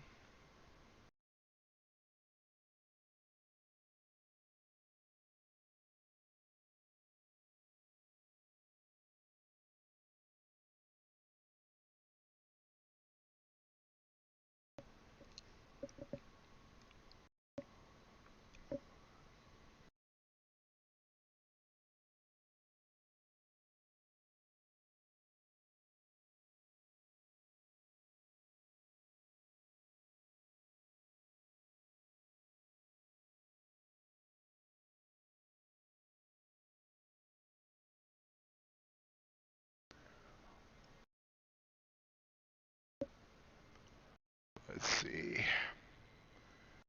Dow popping up. Trying to reject off that SMA.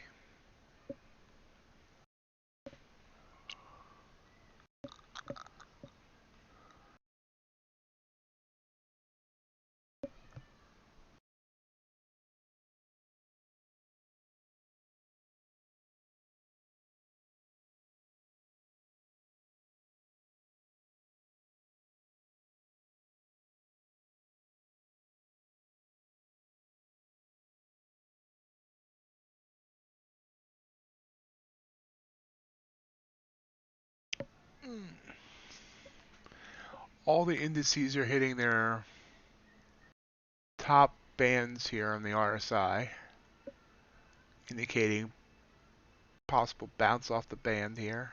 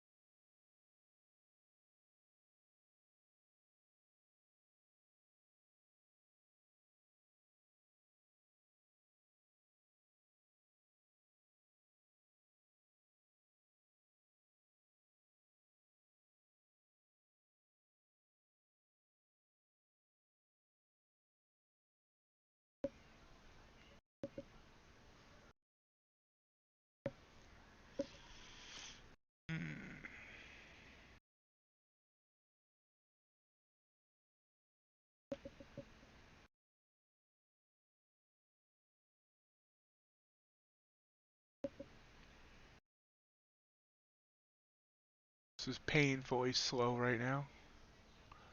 Silver.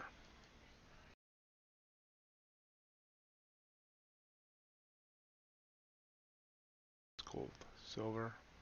The top of its thing as well.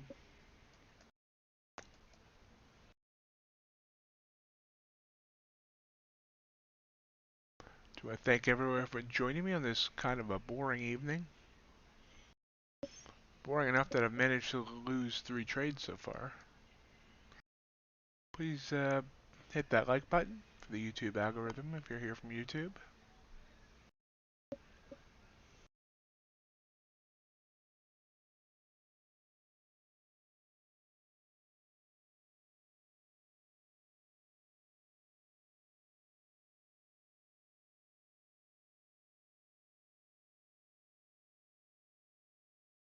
Feel free to say hello in the chat. Getting tired of hearing myself talk. I guess I still hear myself talk, but just droning on and on. So, yeah, NASDAQ stopped me out. It wasn't using the right parameters. Came down to 40. It is now going up 74. I got in at like 55, was it? 54. So it's now gone 20 points since was my entry.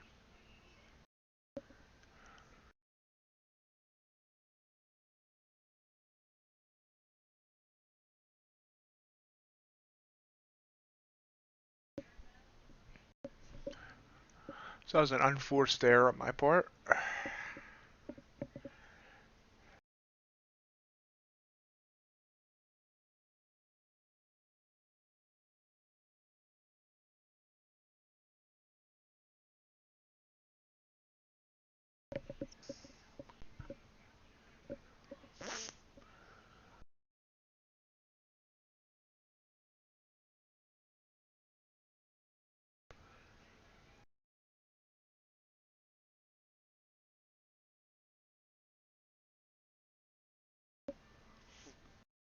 Well, it seems to be pulling back a bit now again.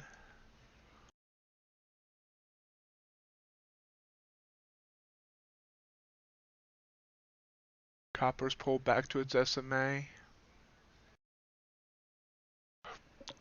Our corn trades break even.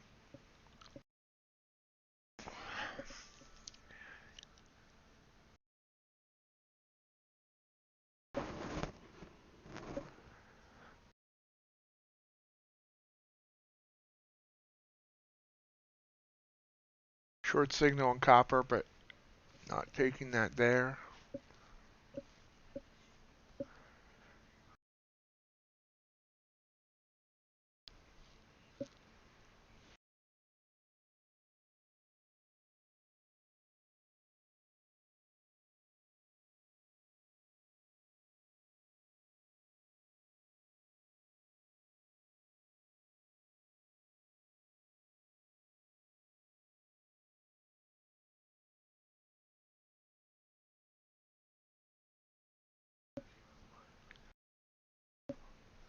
Remember, I'm back here again tomorrow morning and Friday morning, 7:30 Eastern Time. I expect the morning to be much more exciting. Tomorrow morning we do have an unemployment report coming out at 8:30 Eastern.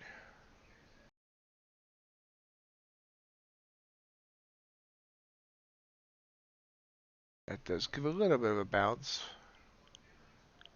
Not like an FMOC or a non-farm payroll, but definitely somewhat of a bounce in volatility.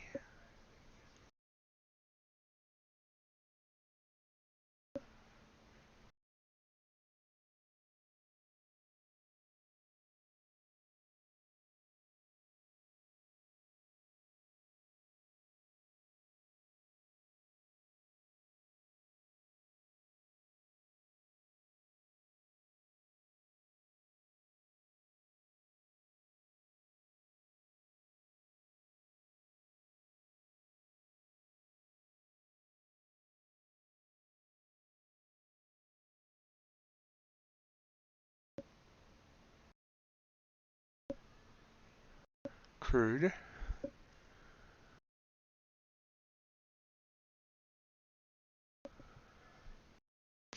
Pull back. Coming in the upward trending bands here though.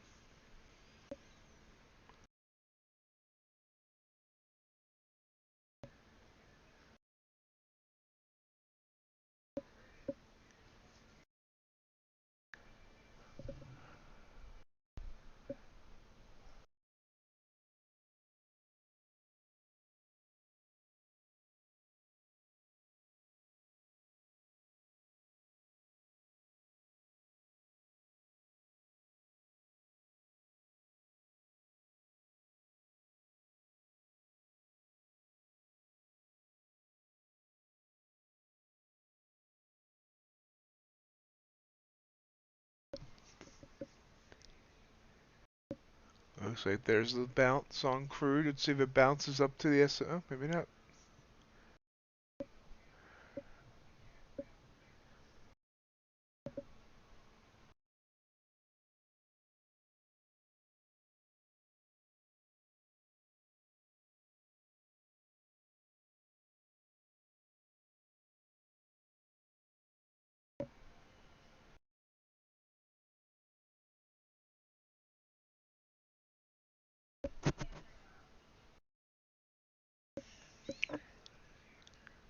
Couple of green candles there on crude.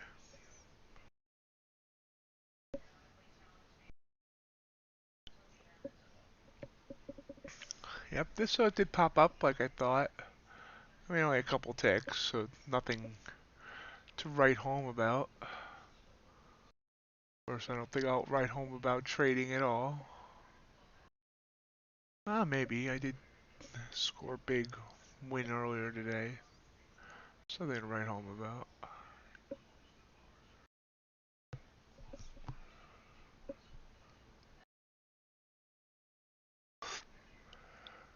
Copper curled right back up, like I was expecting. That would have been a nice 10 tick move.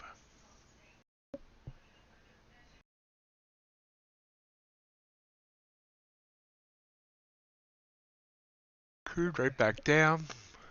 Might want to take that short.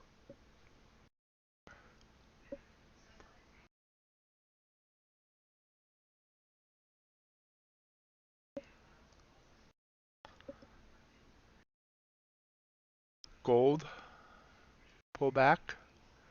It's going to reverse.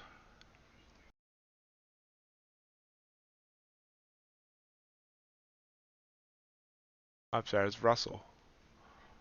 That's going to reverse. Gold, probably the same. Nasdaq, big 15-point pullback.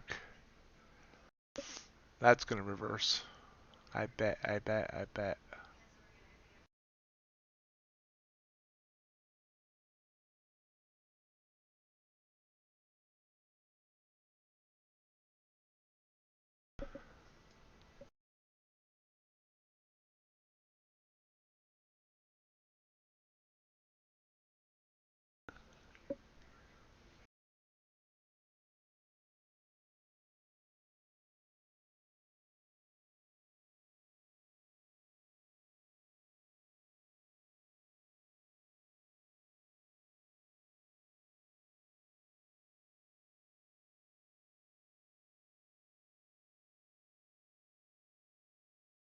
Watching, waiting, hoping, praying.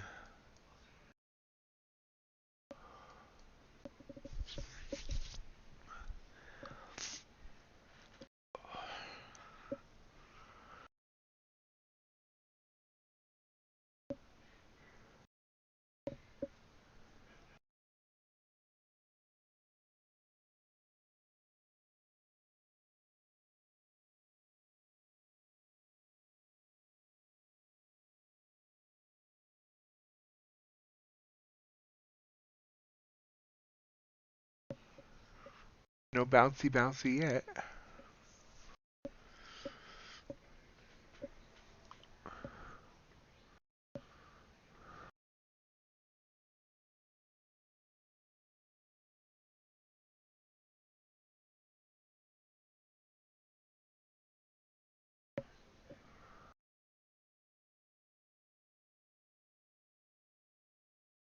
Filled here, playing on this bounce. See how much of it we get. It's a risk.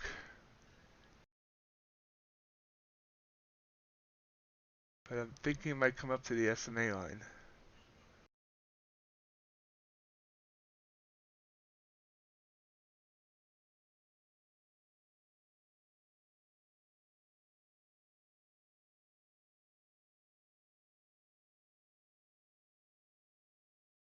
Maybe not.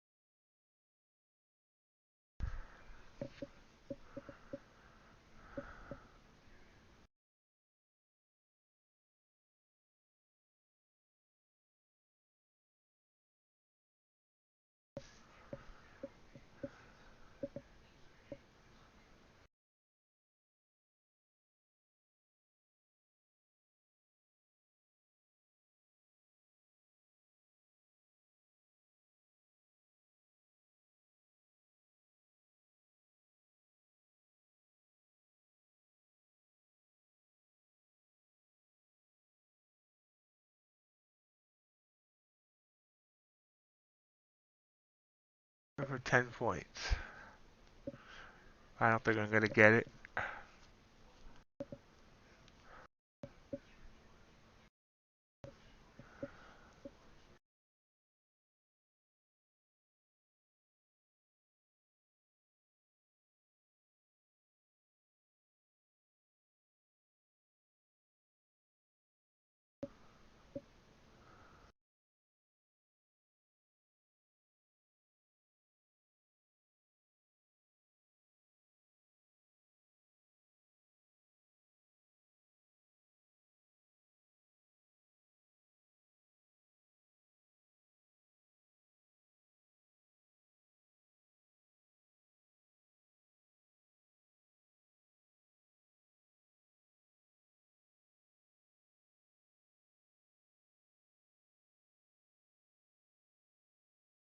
There we go.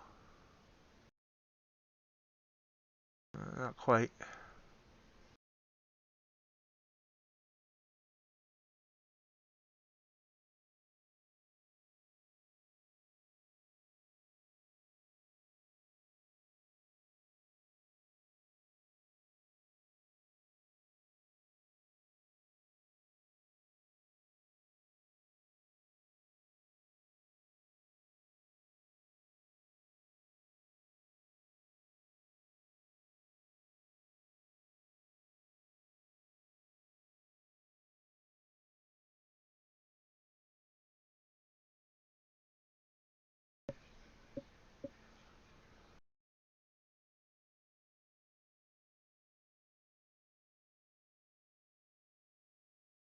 Uh,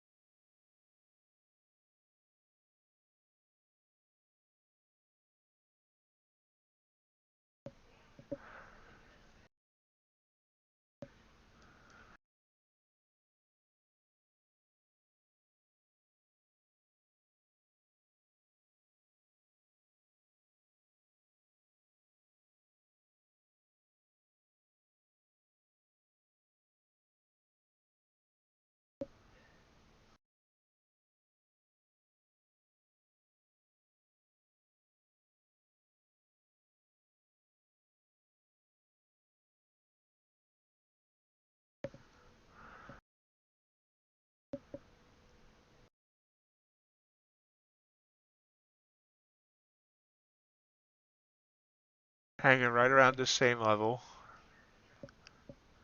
I moved my profit target up to just 4 points, just trying to get a little bit out of it, enough to pay for the commissions on these micros.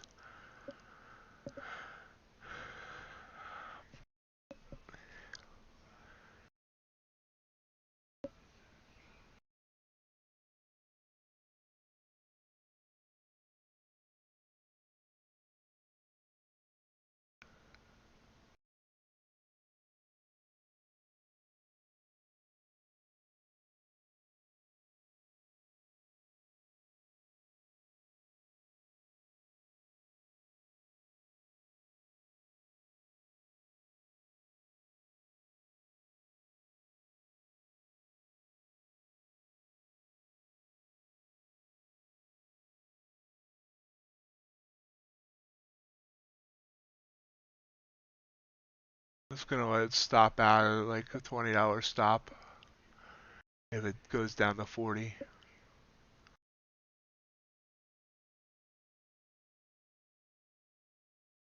See how tight that range has been the last 5 minutes. Yeah, it stopped out. Looks like it wants to head down.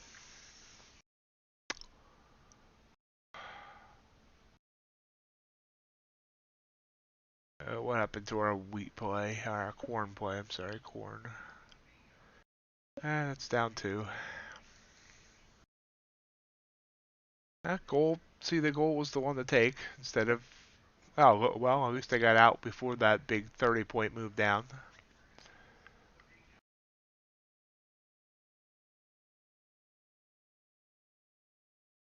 Played a bounce there, never really happened. I mean, I could have got a couple points off of it, but I'm tired of this. Heading back down now.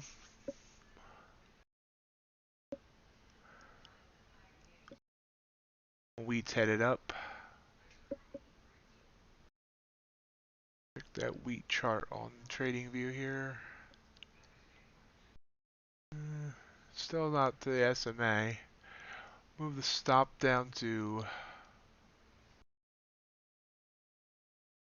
2 points, 2 more ticks, I mean.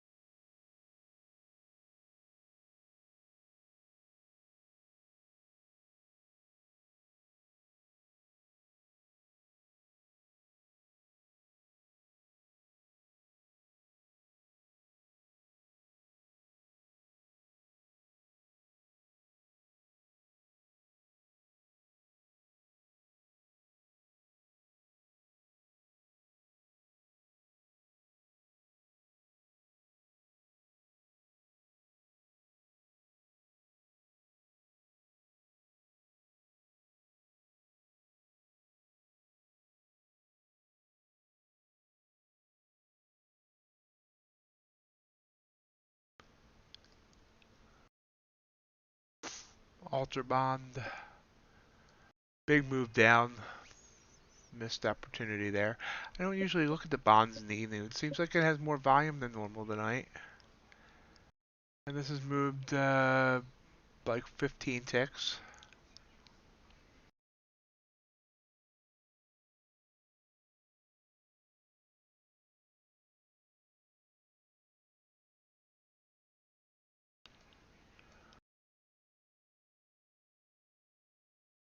I'm gonna stop out here on wheat.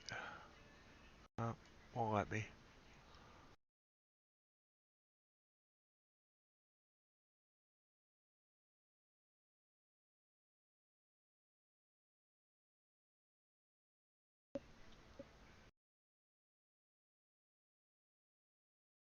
Embarrassing night. After such a great day.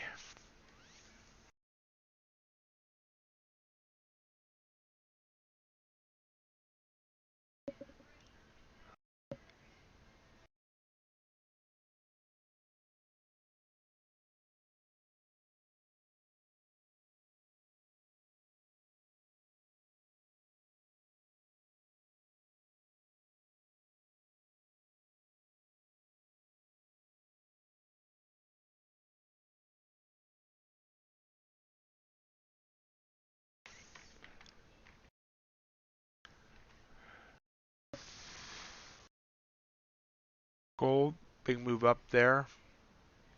1 point up to the SMA.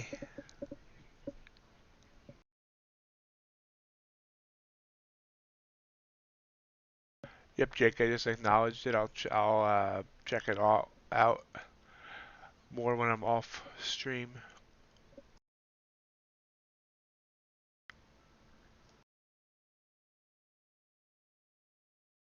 I appreciate it, bud. Thank you. So, let's see if we can find one more good trade.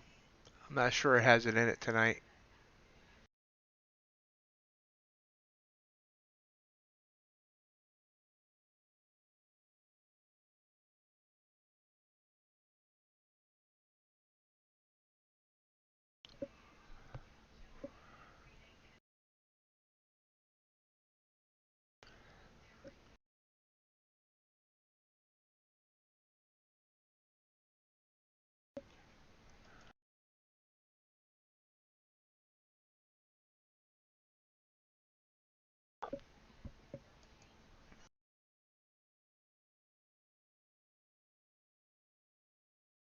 Oh, they're trying to come up.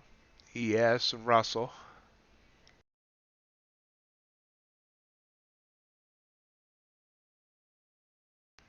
Thank you, Jake. I will definitely get that looked at then.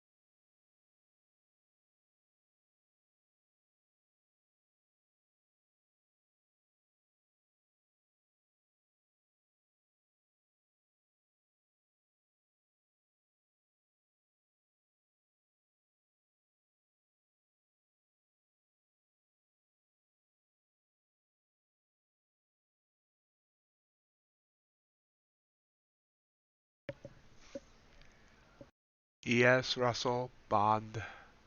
Bouncing off the SMA. Back down.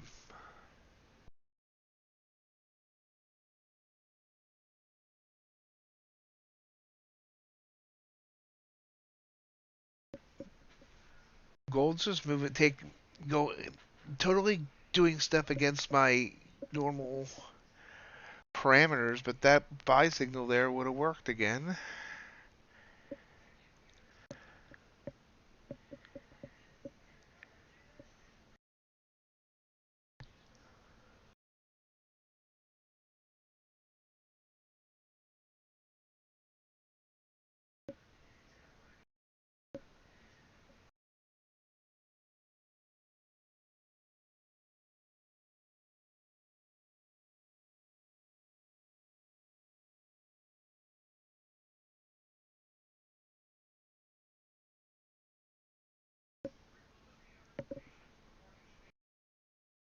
UltraBond trying to pop back up as well.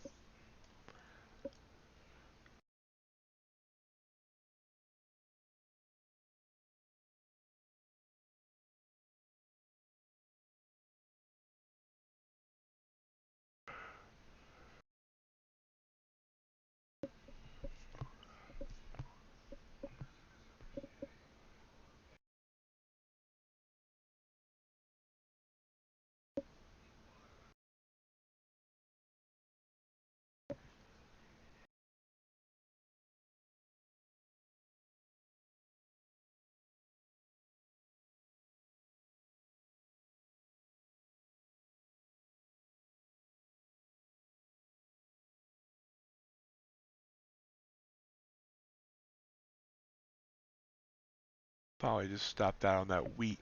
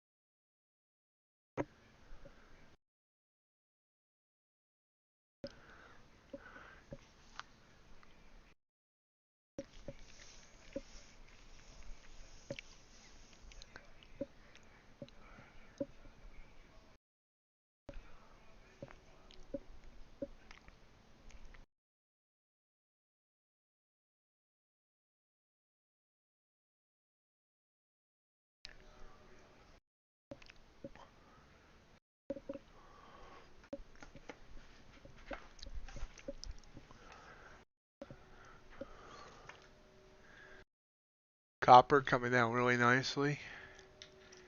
It also sent the signal early, and it worked.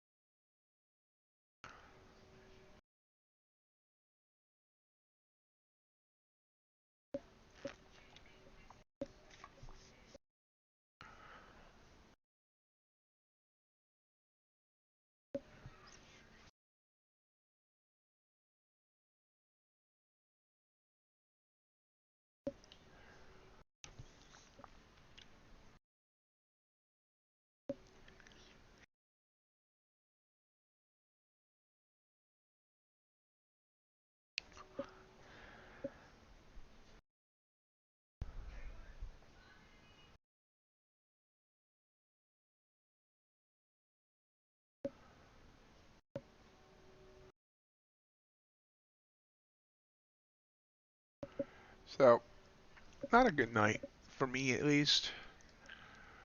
A good night would have been earlier, catching this move, obviously. Even I should have just took also the buy off the open. Should have went up about 60 points.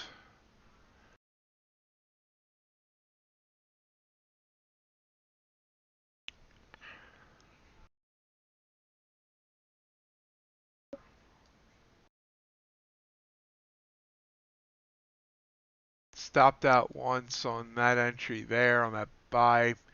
Let's check. Maybe I should have been going for a shorter profit target or a longer stop loss, I guess. So it did go up. It did go up the 30 points I was looking for. Went up 36 points, but the tight stop I had in place there messed me up. Two times tonight I got stopped out and then went. So I had the right idea. I just had too tight of a stop.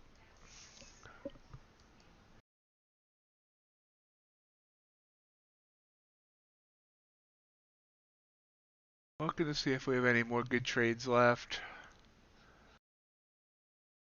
Everything's ranging tonight though. Breath seems to have gone out of the market.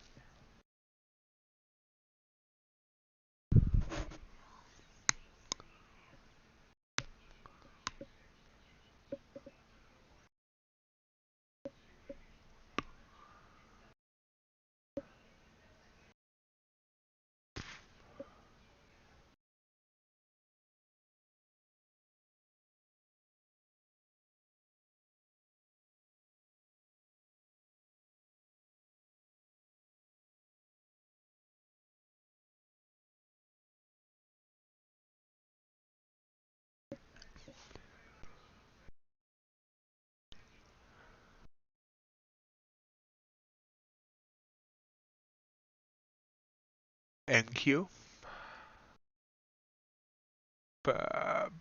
25 point move up. Suddenly.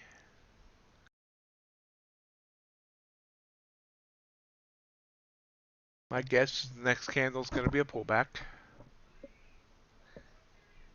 40 point candle up.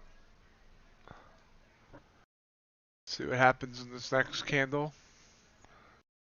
See if I should have played a pullback or not. Maybe not. Nope, apparently not. Not sure where this is coming from all of a sudden.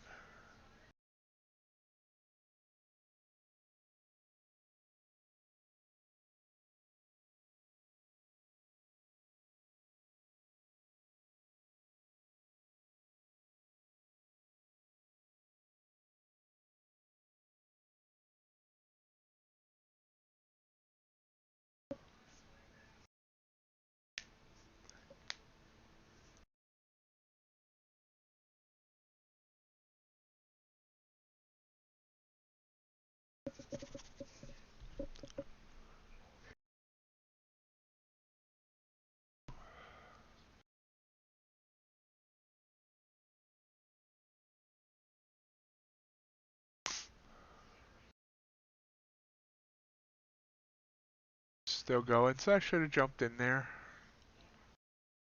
It's up 22 points. That was my trade to get my out of the red for the night, and I didn't take it.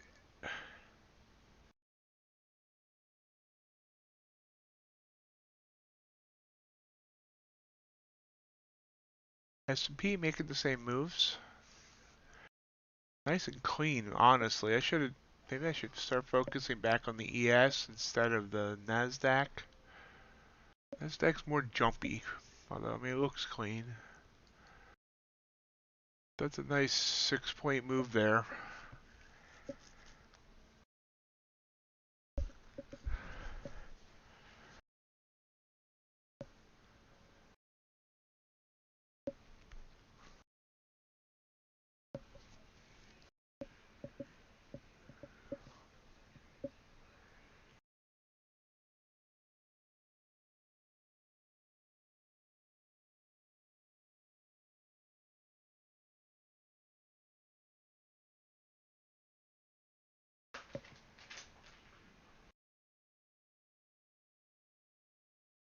Looks like there we might be at the pullback stage now. Back down from its high. 94 down to 91. So yeah, there's the pullback. So even when they work, they're not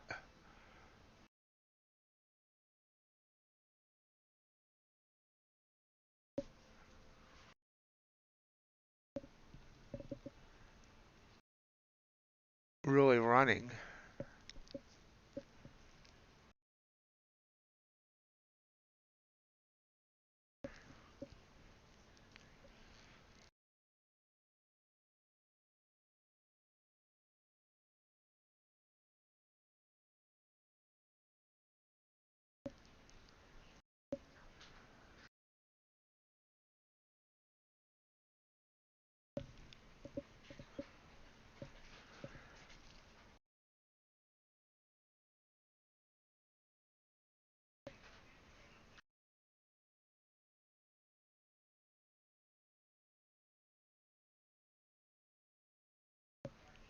So we're approaching 10:30. If we don't see anything interesting, I'll probably cut it there.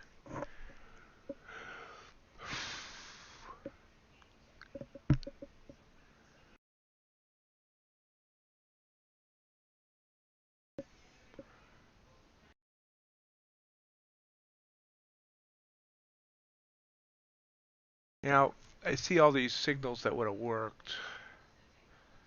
I didn't trust this one because it broke the third band. But it would have worked on silver.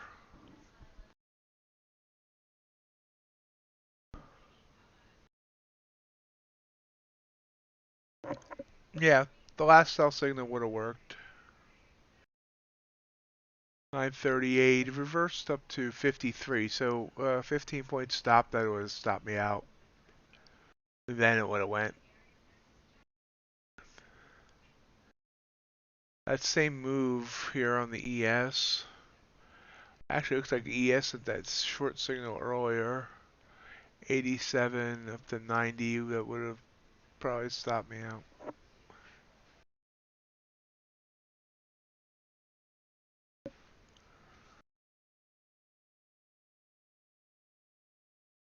But look at gold on the evening. It's probably where I should have stuck to. I mean, if we go back to gold, obviously that one wasn't going to work, so we wouldn't have taken that one, not in the uptrending bands, but this long signal here.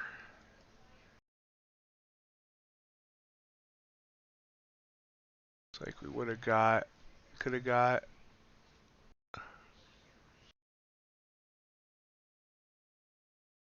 Yeah, I would have been looking for 16 ticks. 16 by 8. But we would have got that. Then on the short side,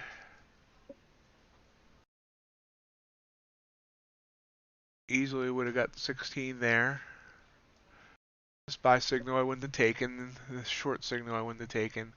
This buy signal I might have taken.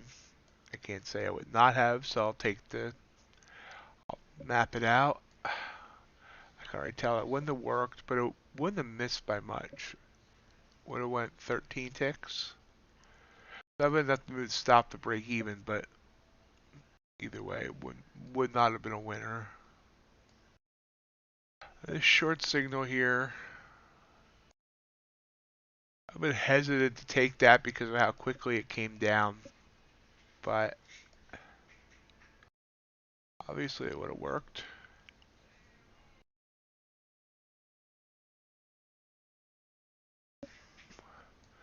Buy signal I would not have taken there because of the downtrending. Another short signal. Should have worked. Just barely. Let me make sure of that 18.15.8. Wait, 18.15.8 or 18.15.5? 18.15.5. Okay, yep. Would have worked. Would not have stopped me out. Came close. Long position here on there. Would have worked. Short here would not have. I would not have taken that. So let's even remove that. No way I would take coming down into this uptrend. Would have taken this buy signal. That one looks like it would not work. Gold sending as a short signal right now that's going to reverse. This definitely would not have worked. That doesn't reverse, I'll eat my money.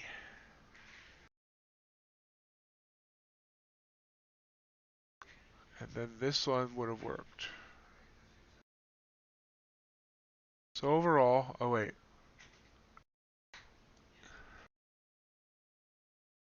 This one would have worked. I would not have taken it, but it would have worked. I think it would have worked. Not quite.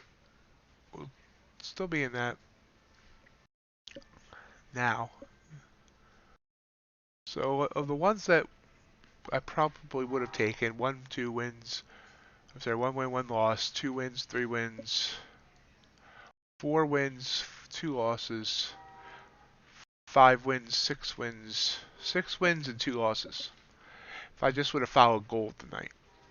At a 2-to-1 risk to reward.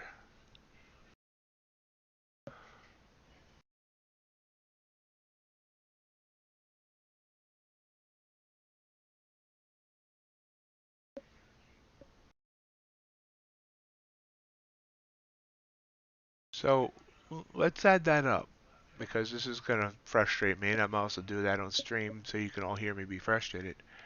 16 ticks. There's the calculator. 16 ticks times 6 wins. Wait. Times 6 wins minus 2 times 8. I bet you that's 16. So that'd be 80 ticks on those 8 trades, which of course at $10 a tick is $800 for one contract on gold. If I just blindly just follow gold tonight.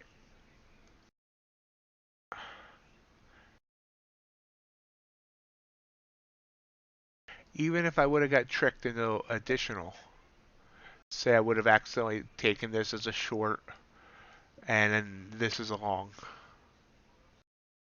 So even at 8 win, 6 wins and 4 losses. 6 wins and 4 losses. 6 times 16 minus 4 times 8. No, 87. No, something's not right there. Oh, I see what I did. 6 times 16 minus 8 times 4. Still be 64.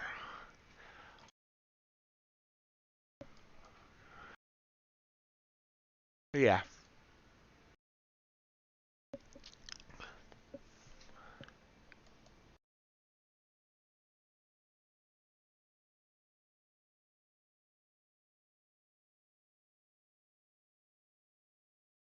So I should have been watching gold. Taking gold signals. I mean, we looked at Nasdaq signals, and I kind of agree with Jake that right now Nasdaq's tough to trade.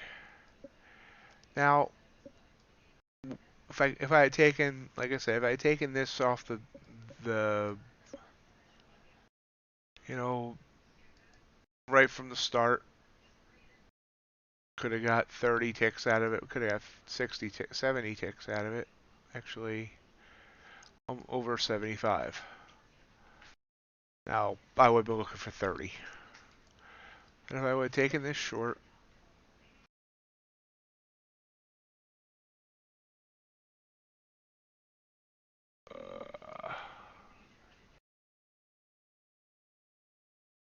uh, 15, 30, 60. That wouldn't have stopped me out, and I could have got. Watch this. This is the frustrating one. And I want to get to the point where I can just let something go like this. Put the trailing stop somewhere. I don't know where.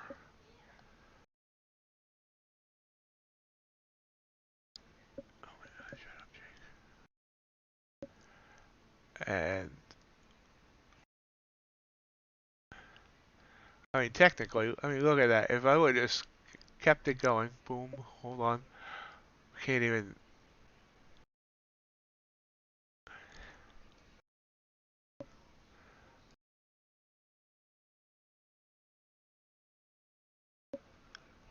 Look at that. Look at that. That would have been beautiful. Now, of course, you're never going to catch the exact bottom. That would be stupid to even think. But 355 points. Now, where would I have really gotten out? Possibly at each buy signal and then back in and sell. This pullback here might have got me out. When it broke up here, I might have gotten out and got back in. But, alas.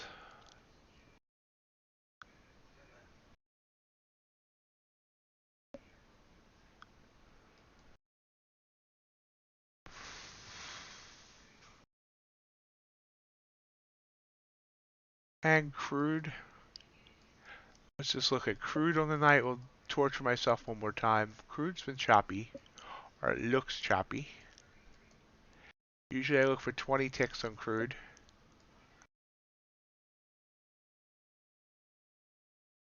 Would have got that there.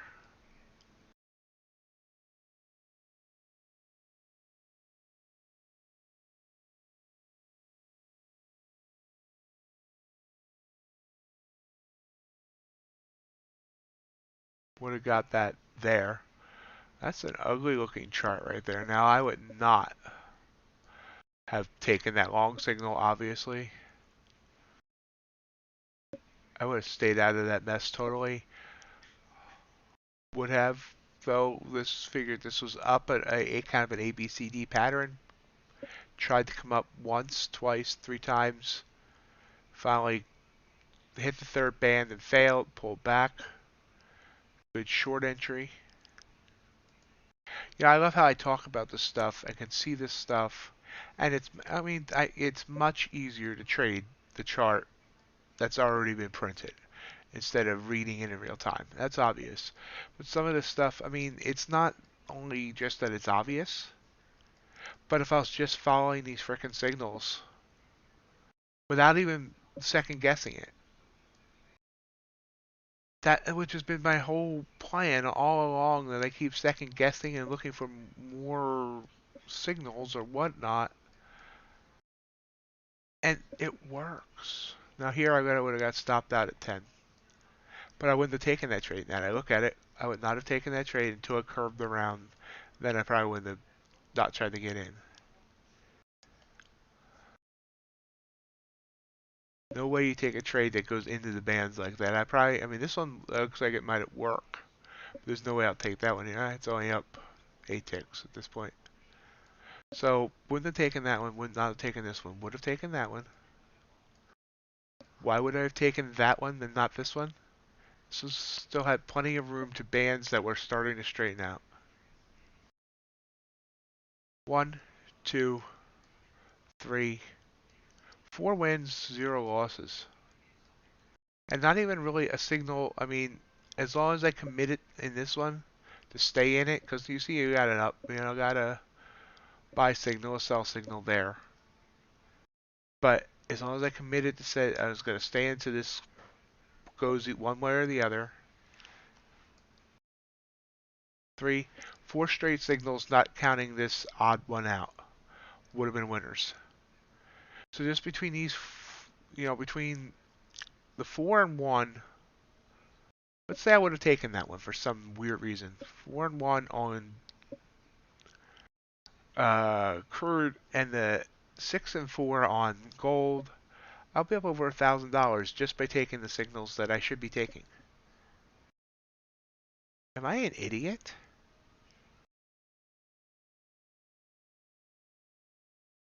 I think I'm an idiot.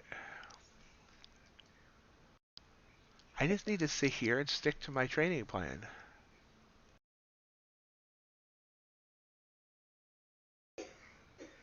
I'm an idiot. I've done extensive testing on those signals. Why don't I trust them? Yes, you've all turned into my therapists now. Let's check the UltraBond. Now, the UltraBond's weird. Normally it does not have this kind of volume at night. You can see here in the first hour, you see these dashes? This is usually what you see all night. It hasn't been like that tonight. And I noticed it hasn't really been like that this week. I'm not sure if it has something to do with FMLC. Normally I'm only looking for 6 ticks on an UltraBond trade. 6 by 3.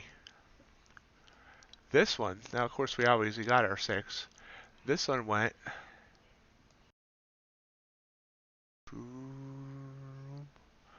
even further.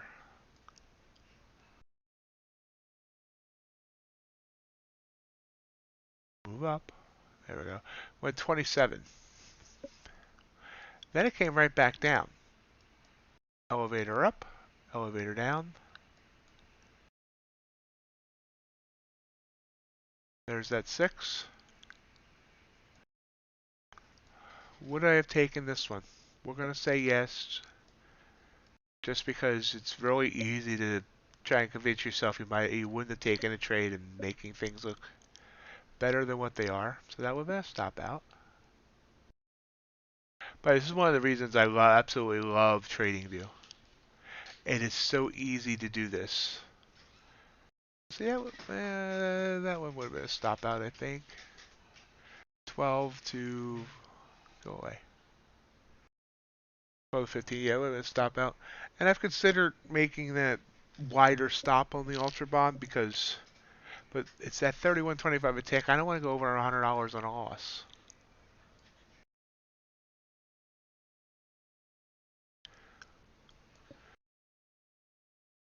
By the way, I'm almost 100% sure.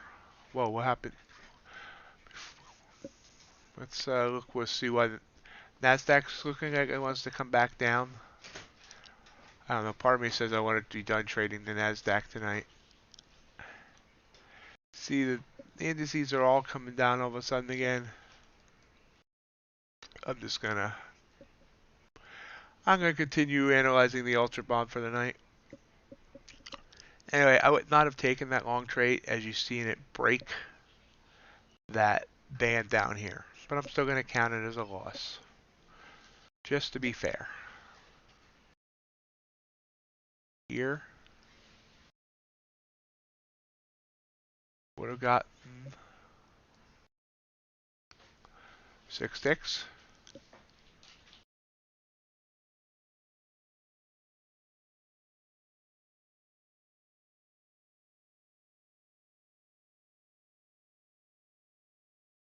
That would have gotten 6 ticks. Would not have taken that. And then this last short signal. 6 ticks. And all these would have gotten more than 6 ticks in case we want to consider slippage. So I would never trade the UltraBond in the first hour, which is why you don't see me addressing these because of how thinly traded it is. You see all these dashes. So you start on after 7, 1, 2, 2, 2. Even though I'm pretty sure I would not have taken that trade with Canada anyway. 2, 2, 3, 2, 4, 2, 5, 2 on the UltraBond.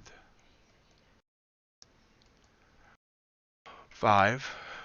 Oops, not 15. 5 times 6. Hard math, guys. Minus 2 times 3. 24 ticks. Winner on the UltraBond, considering just assuming I just cashed out at the 6 and no trailing stop and trying to get more out of it. Times $31.25. It's another 750. Between crude, gold, and the UltraBond, just following the signals it sent without overthinking it, I could be up $2,500 tonight, which is I wouldn't even beat up that much because my consistency rule says I can't make more than 1,250 in a day.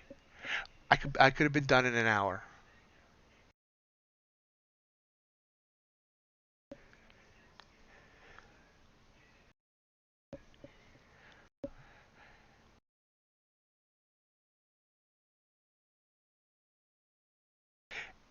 These signals tonight, even assuming I would have taken trades that I wouldn't have taken that ended up losers, just on those three things, 6 and 4, 5 and 2, that's 11, and 6, and then crude was 4 and 1, so 15 and 7.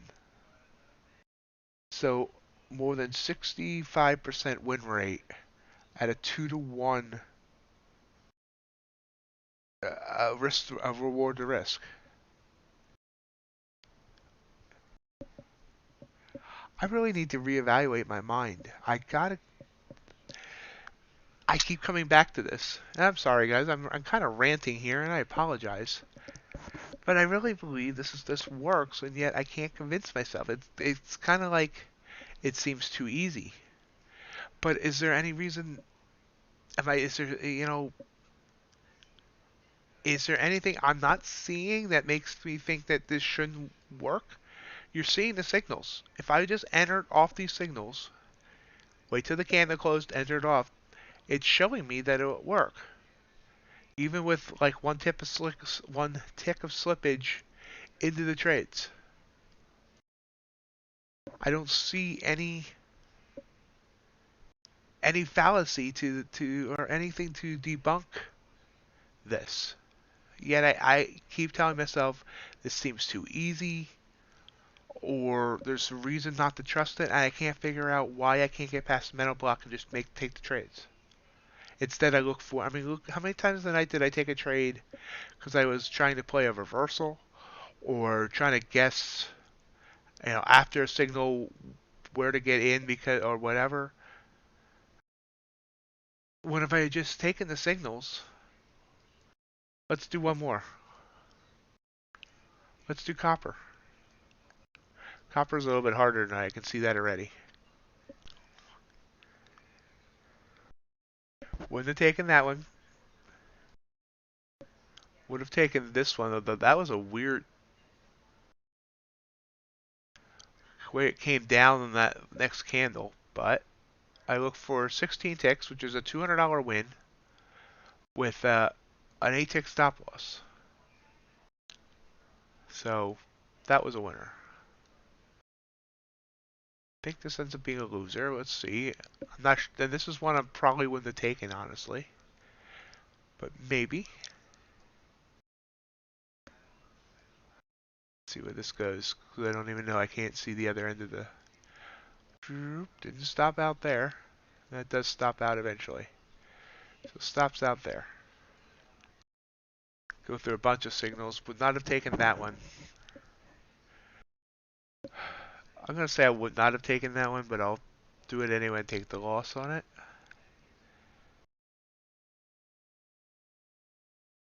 Would have taken that. Thank you all for being my therapist and listening to me. Oops, wrong way.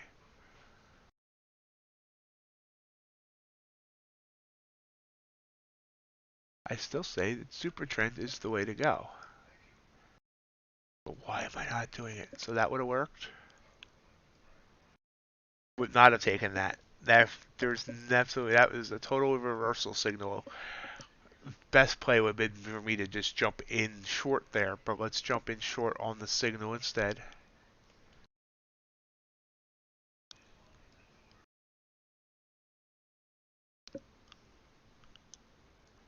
This one might be close. Yep, that one stops out the very top of that candle. Now here's where slippage might have helped me. Whereas if I got in one tick late, it would not have stopped out, would have kept going, and I might have stopped out there. Let's look. Go one more tick above. See if it stops. Nope. See, one tick of slippage there would have saved me and would have got me into this all the way over to here. Because there's a lot of noise over here that I would have wanted to avoid, but we got to call that a loss. Here's where the super trend causes a problem. Do I take this short signal? Well, no, I mean, I probably would have. Actually, honestly, at this point, I probably would have talked myself out of it, but I would have talked myself out of the good ones. And of course, that would have stopped me out. And would I taken that long signal? Well, I want to say I wouldn't have taken the long signal because it was butting up against the 200 EMA. I wanted to see that break. Or at this point, I would have noticed this was ranging, and I wanted to get past this high here. So then we have another short here that I definitely would have taken if I was following my trading plan, that is. This one's weird. There's no way I would take a buy signal on a red candle. Would I have taken it on the pullback? That's what I should have done. Speaking of copper, let's go see what it's yelling about, then I'll come back. Oh, wow. Well, speaking of missed opportunity.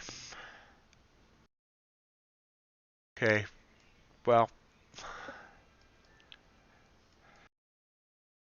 So if I had taken it there, I would have got the win. I'm not going to count that as a win.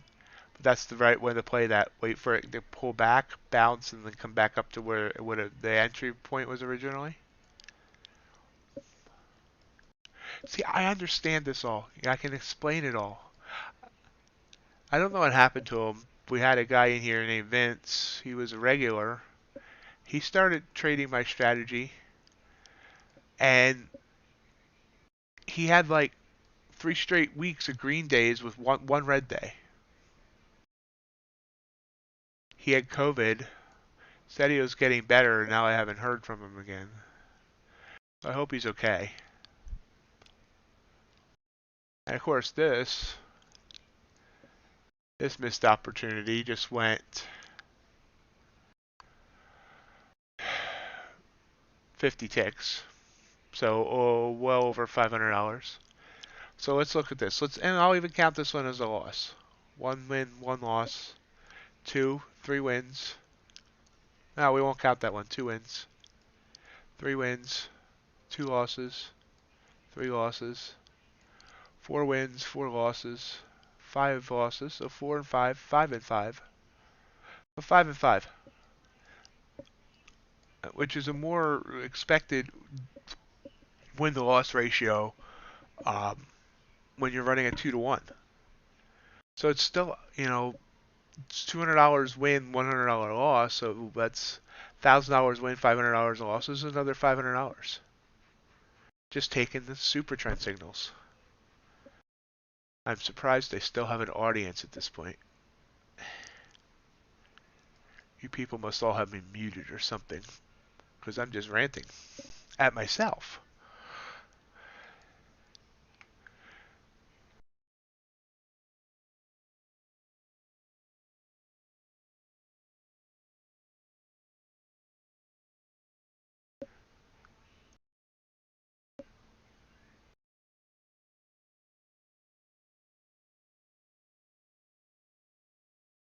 Starting tomorrow, I'm just going to take every signal in the evening. Morning, too, for that matter. My testing says it works in the morning, too. but there's a little bit more volatility in the morning. So you sometimes need a little higher, a higher stop loss and profit target to keep you to a 2 to 1.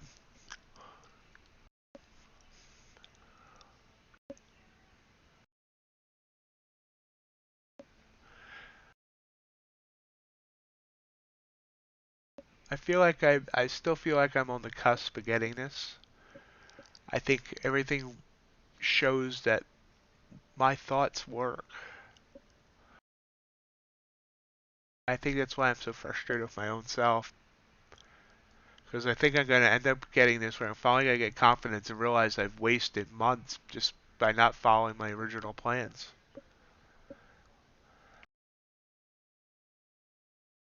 So, that's me ranting tonight.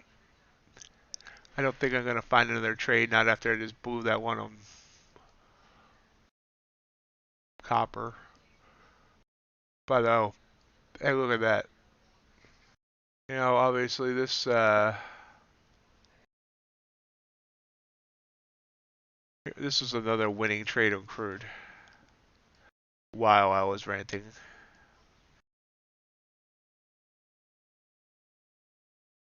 Maybe I need to pay someone to trade my strategy to prove to me that it would work.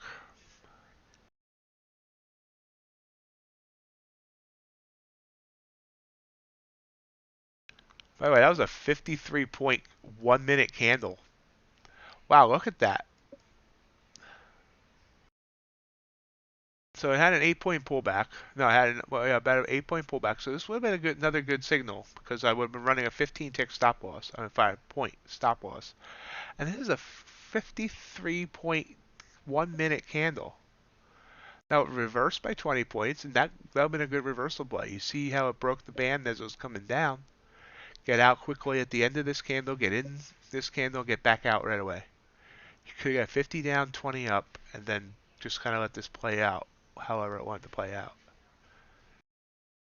A lot of times you just see them go sideways. So many missed opportunities tonight. Even this, by the way. This right here. 52 to 88 is 30 points. That's what I'm usually looking for. Well, usually in the evening, honestly, I'm looking for 15 points. But with the crazy volatility we've seen, 30 points, which is what I'm usually looking for in the morning session, would have got that here, would have got that here. This one, 46 up to 53 might have stopped me out. If it didn't stop me out, I would have got the 30 points easy. This one, 44. Although it pulled back, 44. Now we pull back to 40. So yeah, 44 up to 80. That's 30 points. This signal would have worked. This signal might have stopped me out. That one would have worked. That one would have worked for 30 points without stopping out. And obviously this big guy would have worked. And it would not have taken these buy signals as they're coming up. But let's just say, I got out at the buy side, or just got out for 30 points. So 30 points, 30 points. Okay, there was only 2 signals in that whole thing. At 30 points. So this, as much as I'm saying I wouldn't touch NASDAQ, if I would have followed these signals, 30, 30, 30, 1, 2, 3, 4. Let's say this would have been a stop out. 1 loss.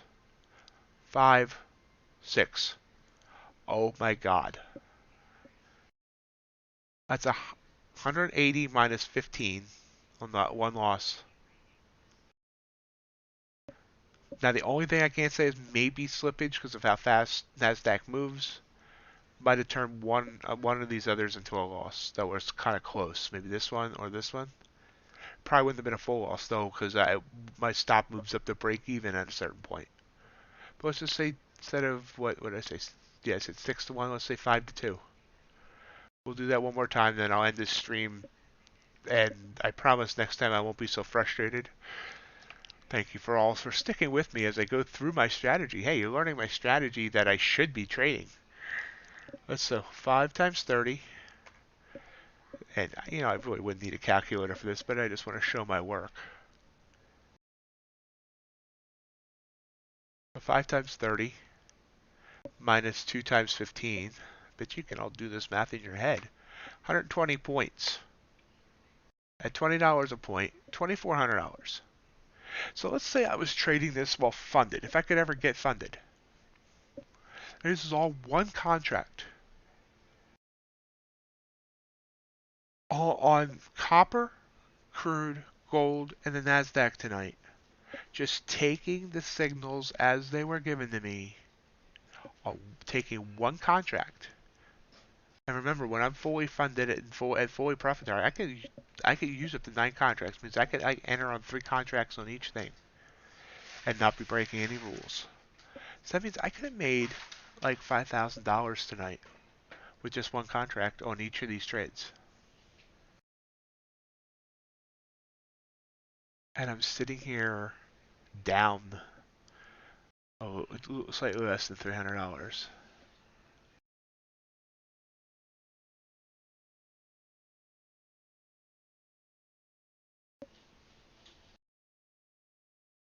Tune in to my next streams, especially the evening stream next Monday.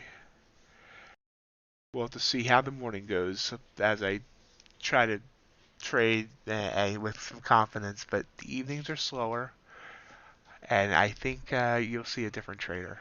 So I think talking this out has made me realize a bunch of stuff. I am just trading with too much fear. So I'm going to end the stream here. Remember, I'm back tomorrow morning and Friday morning. I do want to thank everyone for joining me. Let's just check that gold signal real quick. I don't know what that gold signal was. I'm not sure what it's doing there. And have yourselves a good evening.